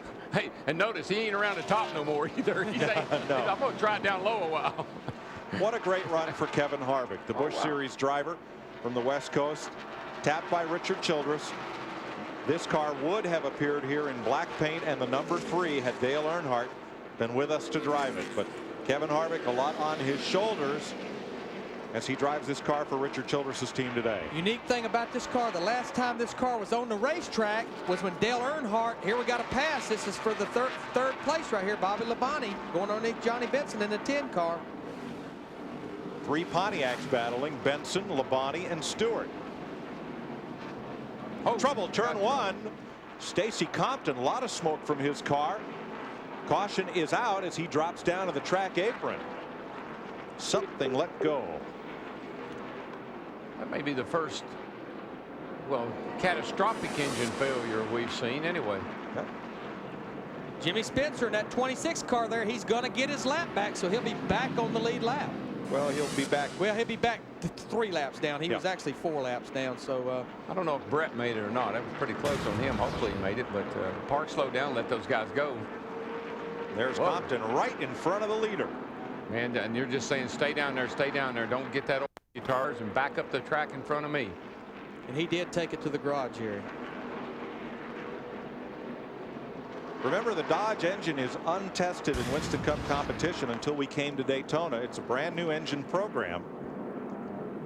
These guys didn't even have good parts that they felt good about racing until late December, even early January. So it brings us to the 4th caution of the race with 92 laps to go. Now, Larry boy, how about the strategy? I can run 92 laps on fuel. Let's see the pit stops, then we'll talk about the strategy. This is where you start. This is where you start selling that driver. Lead lap cars are in for what should be their final pit stop of the day if we go green from here. Steve Park leads Jeff Gordon, Johnny Benson, Bobby Labonte, Tony Stewart, and Dale Jarrett onto pit road. Jeff? Ricky Craven's in, and they're making a 4-tire change. No chassis adjustments, as we said earlier. Ricky said the car's been transitioning, but he's going to stick with it. Down to Steve Burns. Jeff, Steve Park already has right side tires. No chassis adjustments. Steve Park has told his crew he likes the car. All they're going to do is change tires. Let's go to Matt Yoko. Sterling Marlin was not happy with that last set of tires. This is the set they're putting on. The code matches the set that was the best that he's had all day. Air pressure and wedge. Dick? Jeff Gordon with a slow pit stop, and Steve Park will beat him out. They tried to adjust the car, took a little wedge out of it, air pressure out of the right front to try and cure that push that he had. The front five come out in the same order in which they went in, but for Johnny Benson, who lost a spot to Dale Jarrett on pit road. Cleanup crew working around turns 1 and 2. Stacy Compton, something let go on his Dodge, and he has coasted to the garage. We'll be right back. You're watching NASCAR on FX. Welcome back to Rockingham. Here's where your Koch family of drivers are running right now. Steve Park, Bobby Labonte, 1st and 3rd, Tony Stewart 4th, and Dale Jarrett up into the top 5. Watch this guy and watch this guy. Those guys are going to be on the move. Ricky Rudd back on track after transmission trouble.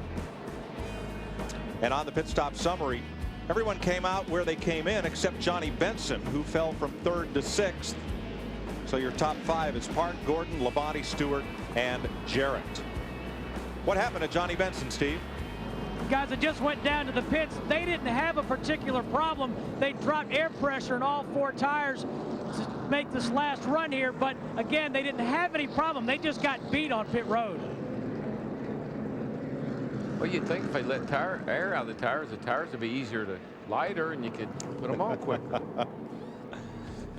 Checking tires behind the pit wall. We're still under caution, so we'll take a quick break and be right back.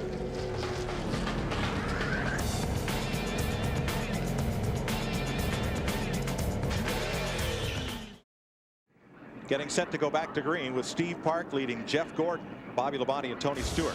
Ricky Rudd called in and said this.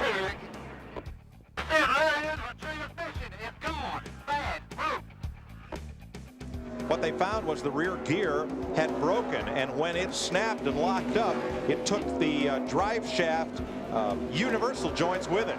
So they had to replace the rear gear and the drive shaft, but Rudd is back out there.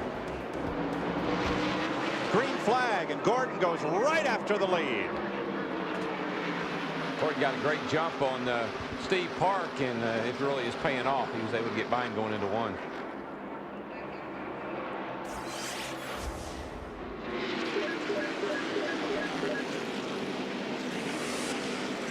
See the 6 car, Mark Martin up there. He's a lap down, fighting, trying to get that lap back. Yeah, Mark's had a real up and down day. He didn't run very well in the get-go. Then he got back in the hunt. Then he had that unscheduled stop. Heavy traffic mid-pack. Mike Skinner, 31, remember, spun and is a lap down. Look at Ricky Craven trying to get by the 9 of Bill Elliott. And this is the frustrating thing. Ricky Craven's on the lead lap. These guys, they're racing each other, but their lap's down, but they're holding the car on the lead lap up. Well, and see, the thing about it is you've been out there racing by yourself. You've run your own line. You've been up high. You've been down low. Now you got traffic all around you. You got to readjust your driving style.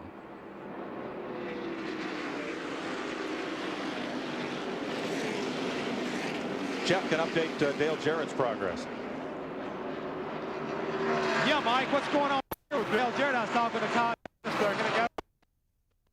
We are so close to making these little minor adjustments. The last time in, I made just a little air pressure. I made an adjustment on the track bar. They said, Dale said, you're getting so close. Just keep working just a little bit more. And they also picked up 1 spot off of pit road, so they're pretty confident as we go toward the end of this race. Jarrett's not yet led today. No, he hadn't. And I tell you, that team has always amazed me. Todd and those guys in the pits can adjust that car. They keep working on it, working on it. I've seen him be junk.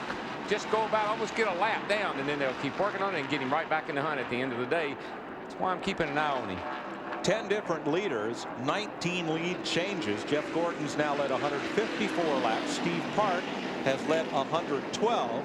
5 more bonus points available for whoever leads the most laps. It's been topsy-turvy between Park and Gordon. One time one of them's better on the get-go and the other one is, and the next time it's vice versa. So right now Gordon looks like he's got the advantage. Doesn't it seem, though, Darrell, the longer the run, the better Steve Park is? It seems that way. Oh, my. And what they don't want to do is look back. I drive like crazy and keep them getting back in that. All right, one of the key things now, Darrell was going to talk about it before pit stops. One of the key things right now is right here. How many laps to go? These cars can go that far easily on fuel, but it would be about 15 more laps than anybody's run on tires. Somebody that's strongest on the long runs, they could be the one to win this race. They could really sneak up on you right at the finish. Matt? And Larry, that is a concern down here on pit road. I spoke with a couple of different crew chiefs. A year ago, it wouldn't be a problem going 91 laps to the finish when they pitted on lap 302. But with the new fuel cells this year, teams are down about 1.5 gallons to 2 gallons of fuel on each run. So now a lot of guys are hoping they can go the distance. All right, I want to clear that up. We really don't have new fuel cells. It's the same fuel cells we've always had. NASCAR has tightened the ropes on the rules. These cells hold 22 gallons. We'd stretch it just a little bit, maybe get 23, but because they've held us, the Pacific, so tight on the measurements that 22 gallons is all right I was hoping, Jeff. You're exactly right. The other thing a lot of these crew chiefs are doing right now to the guys who think they can go the distance and have really good cars on long runs is pace yourself. Don't over-abuse the car early during this run and save a little bit of fuel. So there's a little bit of strategy going on here. If you've got a good car and they have a quick caution, you know you can get in with a good pit crew, get right back in place and go hard. But you don't want to wear your car out and burn too much fuel early on.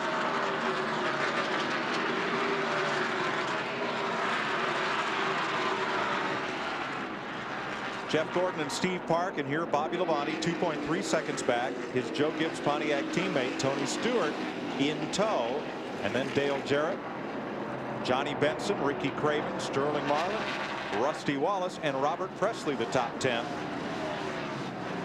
There's the Gibbs team running 3rd and 4th. Boy, I tell you, it's a great feeling to be this close to the end of the race, be up near the front, and knowing that you may have a little bit left. Knowing that you might be able to step it up a notch when it comes time. And, you know, I can't help but think we look at the top 5, Gordon, Park, Labonte, Stewart, Dale Jarrett. These guys are trying to dig themselves out of a little bit of hole that got dug for them at Daytona after the big wreck. Yeah, that's right. 8 of the top 10 drivers in last year's Winston Cup points did not finish the Daytona 500. Darrell, 75 laps to go. You watch Ricky Craven and Rusty Wallace battle here with Sterling Marlin. Are you taking care of your tires now, or are you running that car as hard as it'll go? I believe what you see is about the first 5 or 6 guys there, championship contenders. They know what to do. They know they got to hold a little bit back, save the car some. Everybody behind them driving the wheels off of them, slipping, sliding, pushing, pulling, whatever they can do to keep up. Wallace moves past Craven. That's 7th place. And that's the first time I think we've mentioned Rusty all day. He Pretty has, much. you know, been back way in the pack a lot. Hadn't really made much move toward the front. But the guys like him, the veterans, the guys been here, done that. They're the ones you got to watch at the end of the day because they slip back in the picture. But it just goes to show you how the right adjustments made, cautions falling your way. We did almost talk about him once earlier. He was about 2 seconds from going a lap down. Exactly. Now behind this group, Elliott Sadler and Robert Presley are battling for 10th. That's Sadler on the inside, 21. They're just resuming a battle that they've had for the last 3 hours. They've been together all day long. There's Dave Blaney on the bottom, 93, taking the low road. And you know, where's Blaney? He's just quietly been in the top 10 all day long, guys. I mean, just slips around there. We don't say much about him, but he's been in the top 10 all day long. And you know, there was even talk last year with about 5 or 6 races to go. Boy, you saw Robert Presley get real loose off turn 2. They didn't really know the status of Dave Blaney's position with Bill Davis. And it's like all of a sudden the last 4 or 5 races, including here in October, business picked up. He was top 10 in them, top 5 in them. Yeah, I think Blaney's a good driver, and I think he's in a good I think he's in the right situation is what I'm trying to say. That's a good team to be with for him. Now look just ahead of them. 32 Ricky Craven and 40 Sterling Marlin. They have been racing for 8th place. Craven goes right up to the wall. Marlin stays right on the bottom, and they exit the corner right where they went into it, Yeah. nose to tail. Yeah. You pick up a little speed through the center of the corner when you're down low, but you can't carry it off. You got to, and that high line gives you that momentum, and you kind of just backwards and forwards. But they're catching Rusty Wallace, who has just moved past the lap car of Bill Elliott, number 9. Well, the 21 car over there. I don't know what he did, but I just looked up, and yeah, they were all checking up to keep him running into him. Yeah, he had a moment, and Blaney got by him on the low side. He had a moment. I like that. I'll never use that sometime. What's that guy say on Ally McBeal? Excuse me, I need a moment. Yeah, that's it. That's, what happened to you over there? I just had a moment. It's Peter McNichol. It's John Cage. Yeah. Look at Ward Burton there in the 22 car. He's working the bottom. He's moving his way. Look at Kevin Harvick. I got to finish the story quick. The last time this race car saw a racetrack was Dale Earnhardt's win at Atlanta. Dale was so excited about Kevin finally bringing this car back to the racetrack. Harvick moving up on the outside of Ward Burton. At the head of that pack is the 21 of Elliott Sadler. What we're seeing on that 21 car, Mike and Darrell, is that he may be experiencing a little bit of missing his engine. I talked to Pat Trice during the last caution flag, and they said, man, battery thing. All problem, and so the car may start to pick up a miss.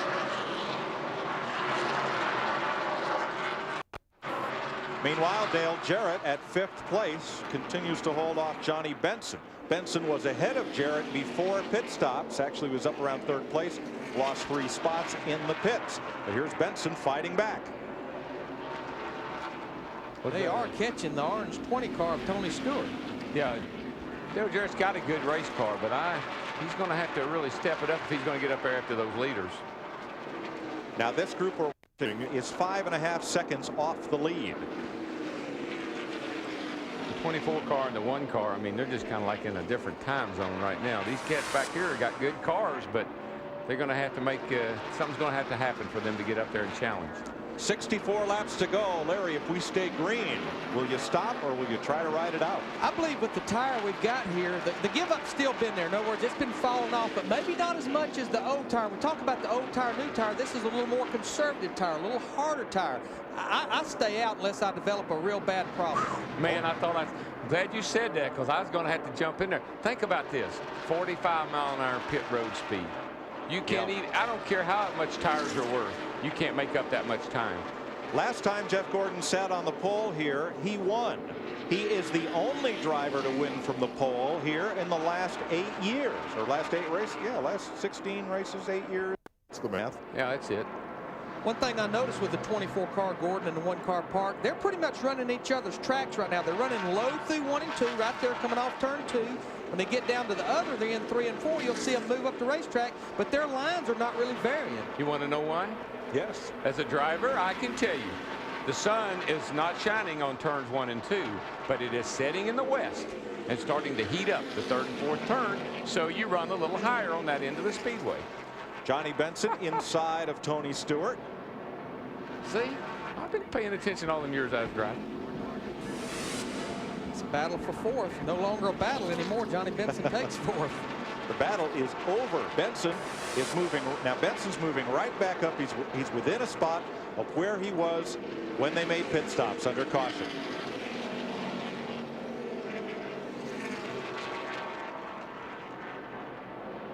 There are your leaders. Jeff Gordon and Steve Park are just 0.3 of a second, or about 2 car lengths apart, and they are 4.5 seconds ahead of that Bobby Labonte, and then Johnny Benson, Tony Stewart, and Dale Jarrett. 2 Chevys lead 2 Pontiacs around Rockingham. Make that 3 Pontiacs. We'll be right back on FX. 30 laps after the resumption of green flag racing, Steve Park says bye-bye to Jeff Gordon. Interesting thing, Park got by Gordon on the bottom of 3 and 4 down here. They've been running the bottom of 1 and 2 every time. I think he thought he'd throw Gordon a curve. He won, and he ran the high line that time. But now, see, he's right down around the bottom again. So I think he was trying to mess with Gordon a little bit. Gordon's locked up the 5-point bonus for leading the most laps today. And drivers do that. They mess with each other, you know. Look at there, though. The 2 of them combined is 294 laps of the 340 we've run. Here's the pass for the lead. He's down on the bottom. It just outgasses him. He'll get a little jump on him right here in the middle of the corner. Slips her right up in front of him. Steve Park told me yesterday that they only ran the first hour of the 2-hour final practice session. He said this car was so good, we made 2 long runs, find out what we needed, and put it away. Steve?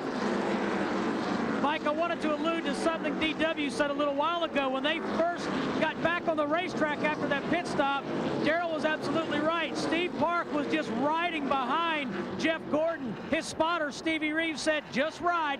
Don't be in a hurry. You're going to be better than him on the longer run. Let's go to Matt Yoakum.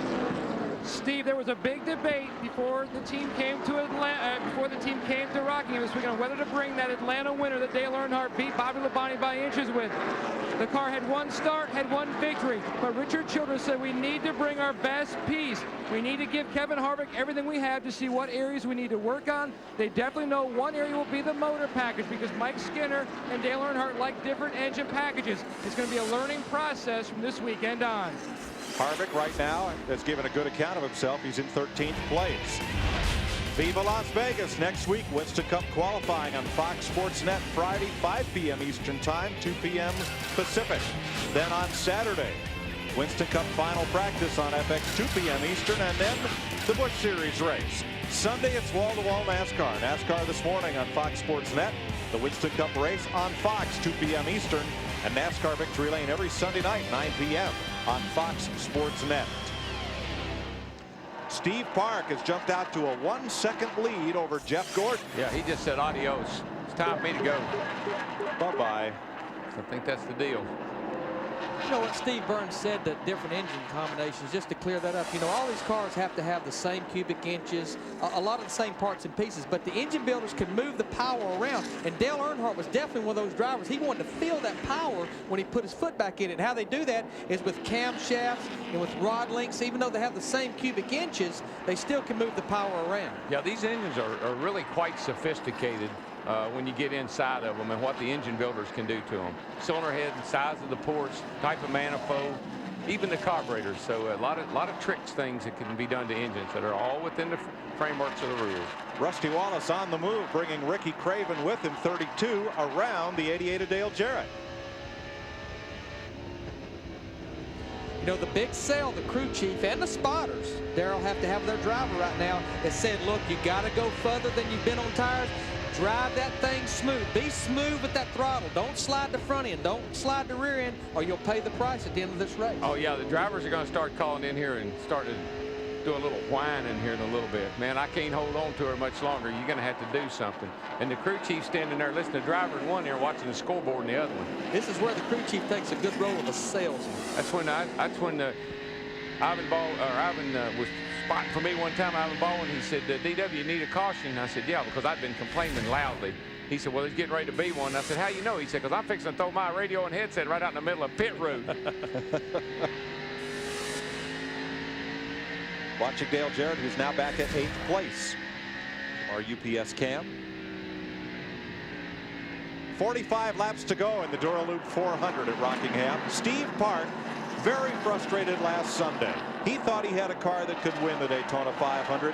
He told team manager Steve Neal, I want one of those rings. Steve says, I got 4 of them, Daytona 500 rings. Got his first one with Eddie Parsons, got one with Richard Petty.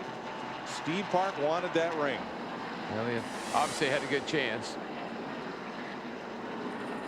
Got the 12 car on pit road. Let's go down to Jeff Gordon's pit. Here's Dick.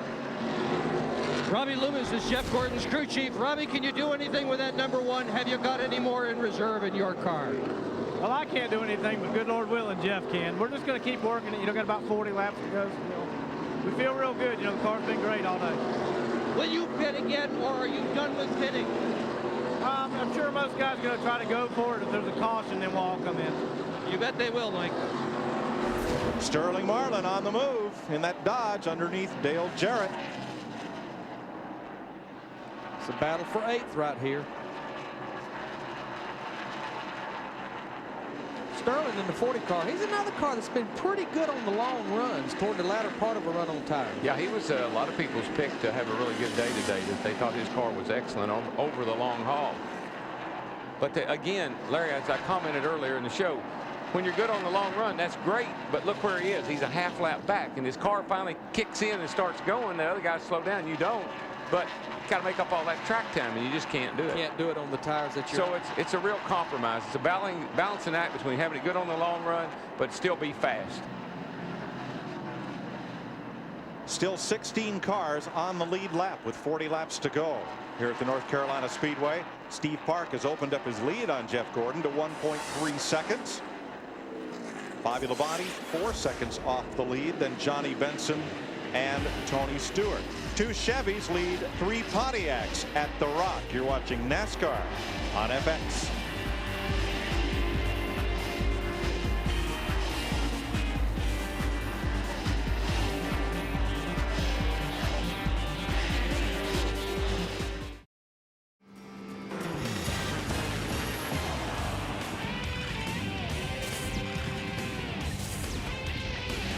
Fox Sports presents NASCAR on FX, our Monday continuation of Winston Cup racing from Rockingham, where Steve Park trying to bust through lap traffic here. Yeah, and it's really, man, Gordon is closing up in a hurry because of that too, Mike.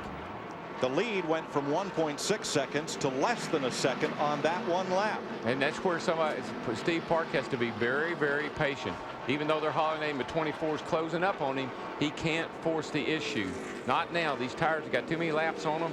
You start charging in there on people, you're going to get yourself in trouble. Got to be patient. This is where Stevie Reeves, Steve Park's He's got it. Oh, he's yeah. running back and forth up there. Yeah. We're coming. Let us by. Yeah. Where he wants to go by. High side, low side. Yeah. All right, Park has lap passed one of the rookies in this race, Jason Leffler, who runs in 32nd spot, 4 laps down. And you're doing a sail up there too. We'll remember this down the road if you'll let us by. Yeah, it works both ways. We'll remember it if you do, and we'll remember it if you don't. Spotters at work, Steve Reeves, former USAC standout. And they do a lot more, Mike, than just stand up there and watch the car go around the racetrack. They, like we said, they're talking to other spotters. They're talking. Whoa. Oh, man. Yeah, he dipped a little bit too low there and got it upset. And there you see Gordon just a few car lengths. Yeah, I really think he probably got a little frustrated when that lead evaporated down the way it did, and that 24 closed back up, because he knows that Jeff Gordon's as good as anybody at the end of the race on old tires. But now Park has opened it back up to 1.3 seconds. Steve, any strategy on that #1 car? Will we see another pit stop? Paul Andrews said that they do not have to stop for gas. They can make it the rest of the way, although they would have liked to stop for tires. But right now, they hold all the cards. They will dictate the strategy. I would be surprised, just speculating, I'd be surprised if he would stop. What do you think, Jeff Hammond? Well, I think right now, Steve, I checked in with Mike Beam down in the 32 car pit, and he's holding his breath. He's really concerned whether or not the 32 car can go the distance on fuel more than anything else. He said the car's not too bad. They're content right now to ride behind Rusty and run these laps down, but he's really concerned about whether they can make the distance. This is really going to get interesting at the end here, guys. I tell you, we're watching Park and we're watching Gordon, and they're running pretty much the same lap speed. But that 18 car is just lurking in the back here. There's some cars that are not out of this race yet. A little traffic like he just run into. They get close to him. Got a real run to the finish. Darrell, let's pick up a good battle 1 lap down among the 18th and 19th place cars. Joe Nemechek and rookie Casey Atwood have been battling, and now with fresh tires, Jason Leffler moves past them and pulls up on Kevin Harvick. But there is Nemechek, and Casey Atwood have been right on Nemechek's tail for the last 10 laps. Even tried him inside a couple of times. The rookie Atwood giving a good account of himself today. And he did at Daytona. Remember, he got up in there with limited experience, no Winston Cup experience.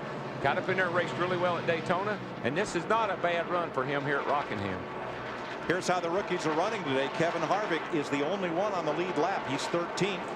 Casey Atwood is 19th. Ron Hornaday 27th. Jason Leffler and Kurt Busch are the rookie candidates. Tony Stewart and Johnny Benson to battle. And right behind them, closing up, is the 2 and the 32 also. So things are going to tighten up. Even I think Gordon's going to get back up on the back bumper of Park. I think Bobby Labonte is not out of this race. I still got to watch him. Because he's a master at taking care of his tires. We've seen him do it. How many times have we seen him do it? 4. Here's Rusty Wallace, the 6th place car, #2. I'm going to make this statement. With 25 to go, nobody's going to pit unless they run out of gas. If you was going to do a short pit deal with 90 laps to go, you do it after you run 45. You get the benefit of all the fresh tires that you can, and we went too deep to it. Steve Burns, is anybody thinking different? Well, I just went back and double-checked with the 1 team. When they first made their stop on the last caution, they said, we think we can make it.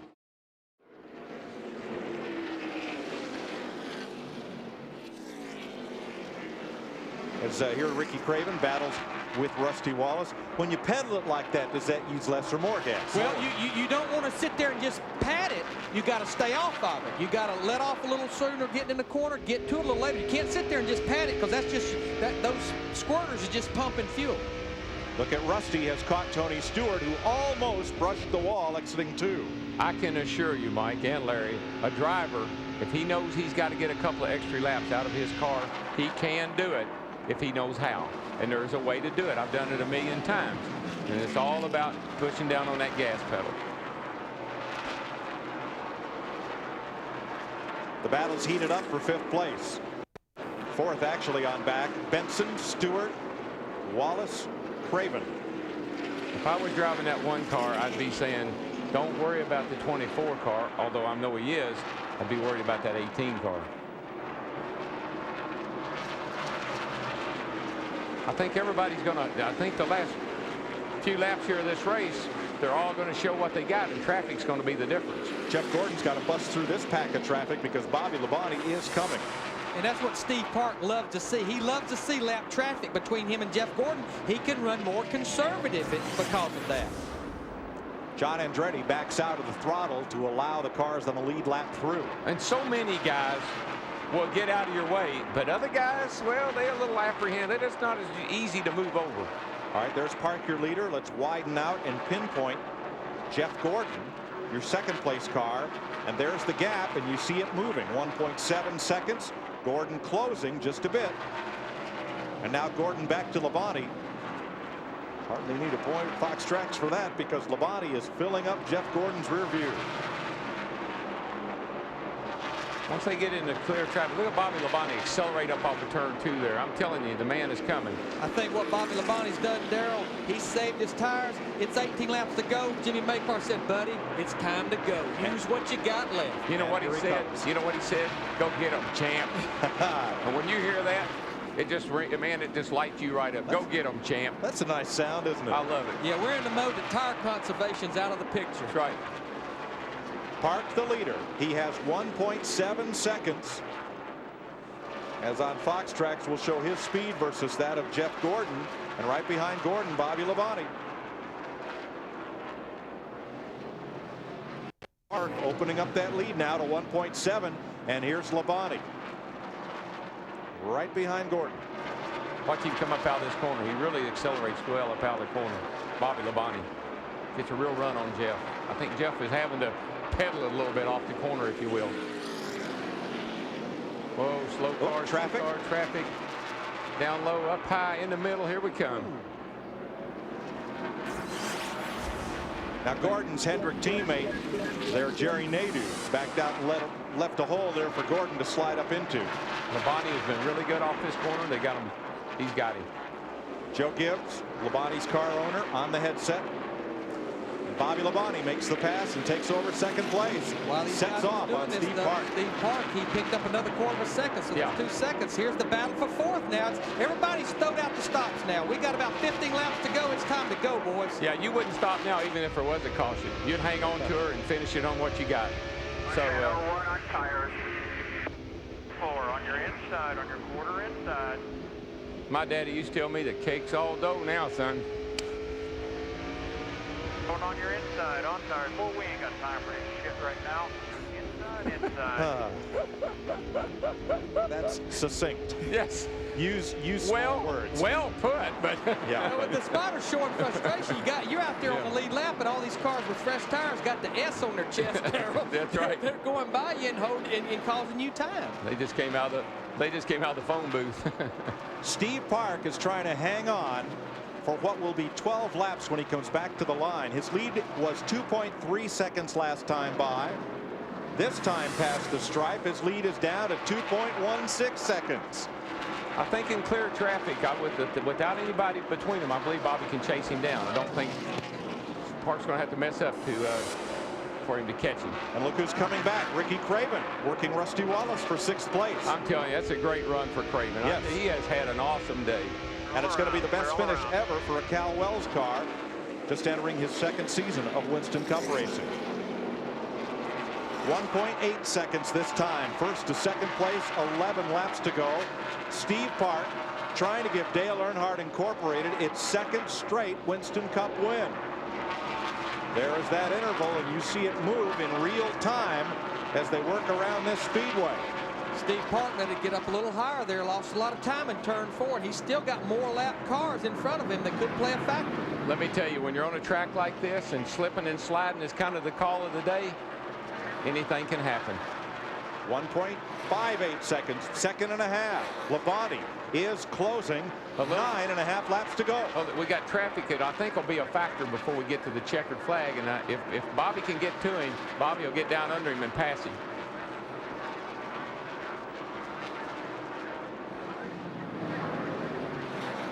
He's closing, boys. Little by little, he's closing. It's going to be a nail biter. The eight laps to go next time by, and still a lot of cars in front of Steve Park. One of these sailing for Bobby Labonte. If one of these slow cars holds him up a little bit, Bobby will be there. I don't mean slow cars, but one of these lap cars. You see that Harvick pulled right down out of Steve Park's way. Didn't even. Ricky Craven has caught Johnny Benson. Craven is flying. 5th place. And he's got Tony Stewart. He's not too far. Oh, easy, buddy. Easy. Man, she got loose on him getting down in there. that could run you a good day, but man, he didn't give up. He stayed after. But Craven took over 5th place. I'm glad to see that for that team, for Ricky, for Kyle Will. That's a great day for those guys. They really worked hard, and Ricky's got a good run going. Bobby Labonte shaved about another 3/10. It's just over a second with about 7 laps to go. He's catching him, guys.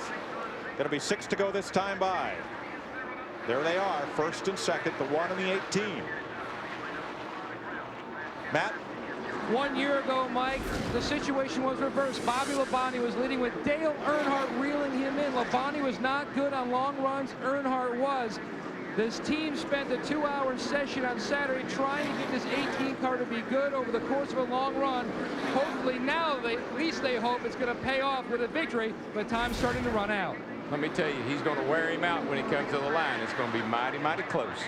Park's lead is 1 second. 5 to go. Down to almost a half a second. The next car in front of Park is his teammate, Michael Waltrip, about 10 or 15 car lengths in front of him. Rusty Wallace and Johnny Benson almost got together, battling for 6th place. Well, now's when you just do all you can do, and sometimes you overdo it. Labonte is there. He's there, and he's got time. He's getting off the corner so much better than Park is. Park can't quite get the gas wide open as he comes up off the corner. What do you do now, Darrell, if you're Bobby Labonte? Do you run to win this race, or are you running for the championship? I'm going to win this race. Win this race. All right. As fast as he's running down, 4 laps to go, 3 times next time by. I'm going to win this race. Now watch it. This is how much better Bobby is through the corner. Watch him in the middle and off this corner. Right there. Right there. Really is coming.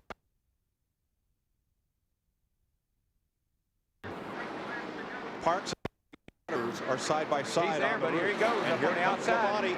Park went low to block. Labonte's going to try the high side. He's going to get a whale of a run off the corner. Now he's got to figure out, what am I going to do? What am I going to do? Which way am I going to go? I'm going to go down. Under. And Park slips up. Labonte on the bottom. Here he comes. It's going to be 2 laps to go. Now the hard part for Bobby is to get off the corner with Park to his outside. He needs the whole racetrack to be able to make the pass. Opposite from 3 and 4. Labonte goes to the high side, Park to the bottom side. Park's not going to get. He's not going to get him. He's not going to give him room off that corner. Although now he's pulled down a little bit. Here we go. He runs him all the way up to the wall in turn 3 and 4. They'll be coming for the white flag. Here we go. Oh, he wiggled. Labonte gets loose. 1 lap to go. This is it. Park wiggled and got into Labonte. He's going to make a run on the outside right here. Come on, buddy. Steve Park trying for his second Winston Cup win. Got to run. Bobby Labonte. He's got to run down the inside. Park blocks him a little bit. Couldn't block him. All right, Bobby, he's off early. He's going to gas it hard, and here they're going to come to the line. It's going to be a photo finish. Park has the run off the high side. He clears Labonte, and Steve Park scores the 2nd straight win for Earnhardt Incorporated and the 2nd win of his career. Man, what a great finish. It's just so hard. It was catching him was one thing. Passing him, as we always say, that's another. Michael Waltrip last week, Steve Park this week.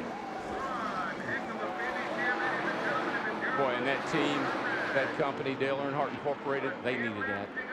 With an Earnhardt hat in his hand, Steve Park will drive to victory lane. His dad, Bob Park, a great modified driver who now works as a gear specialist on that car, will be among those to greet him. Let's go down to Steve Park's pit. Paul Andrews, the crew chief, tell me what this win means to you and this entire Dale Earnhardt Incorporated team. That is awesome. I'll tell you, that was a great run for Steve and us here at Rockingham. I mean, we've been really good here at Rockingham before, but I'll tell you, to win it like this, after the tragedy we've had this past week, you cannot ask for anything more perfect. Awesome. Great job, everybody. It's great. Congratulations. Thank you very much. Steve Park turns around to wave that black hat with the number 3 to the crowd.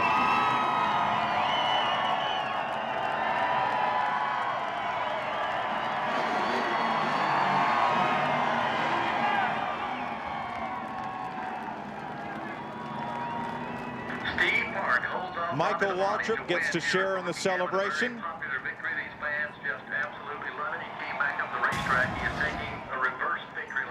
Here's the move that won it.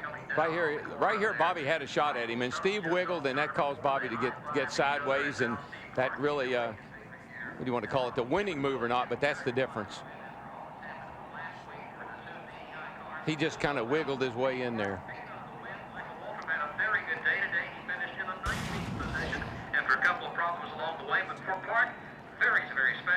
What a great day, and what mixed emotions there must be for Steve Park. I can't help but think this is what we call the Polish victory lap, made famous by Alan Kowicki.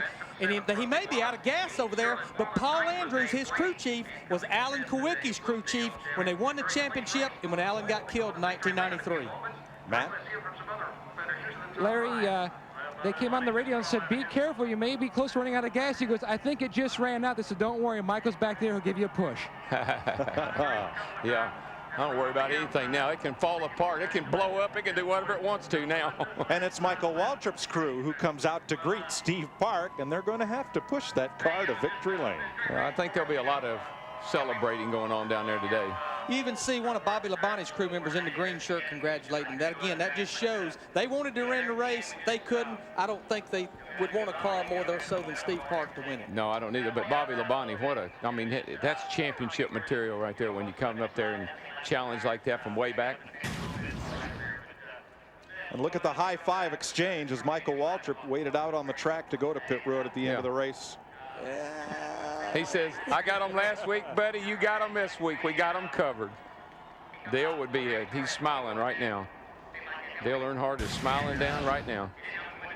What a great sport this is, folks. We win together, we cry together, and we all share in Steve Park's victory together. Awesome day. This is the easiest work this crew will do today, pushing this car to victory lane.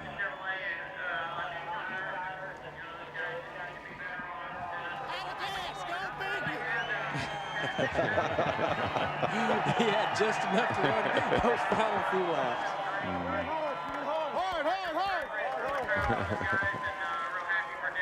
These guys say, man, we worked in the pits all day. All that training we did paid off, but we know we're going to have to push the car, too.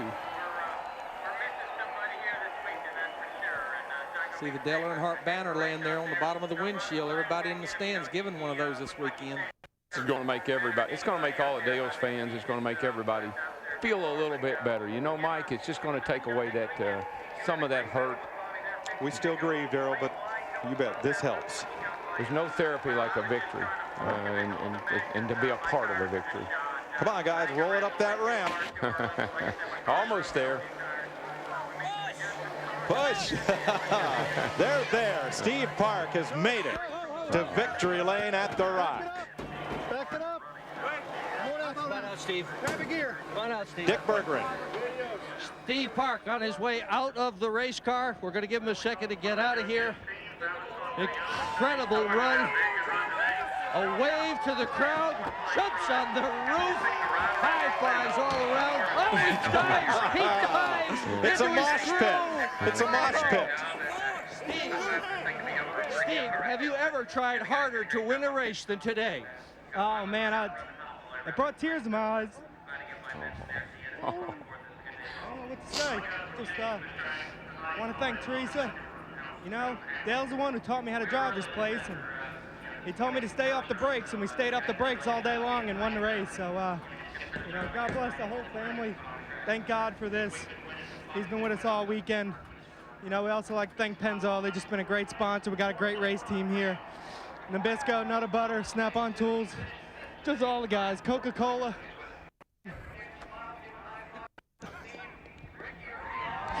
How about those last couple of laps? How difficult were those laps? You knew Bobby Labonte was all over you. Yeah. You know, thank God it was Bobby Labonte. I mean, he drove me so clean.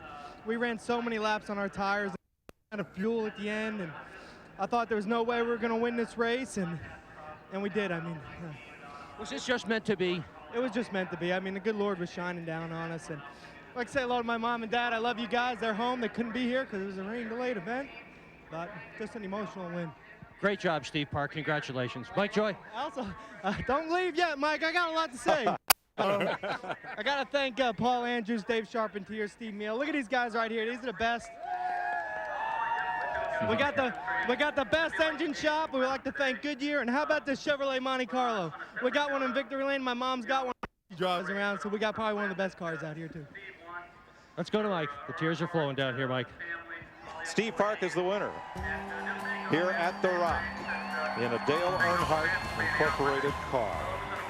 We'll be right back.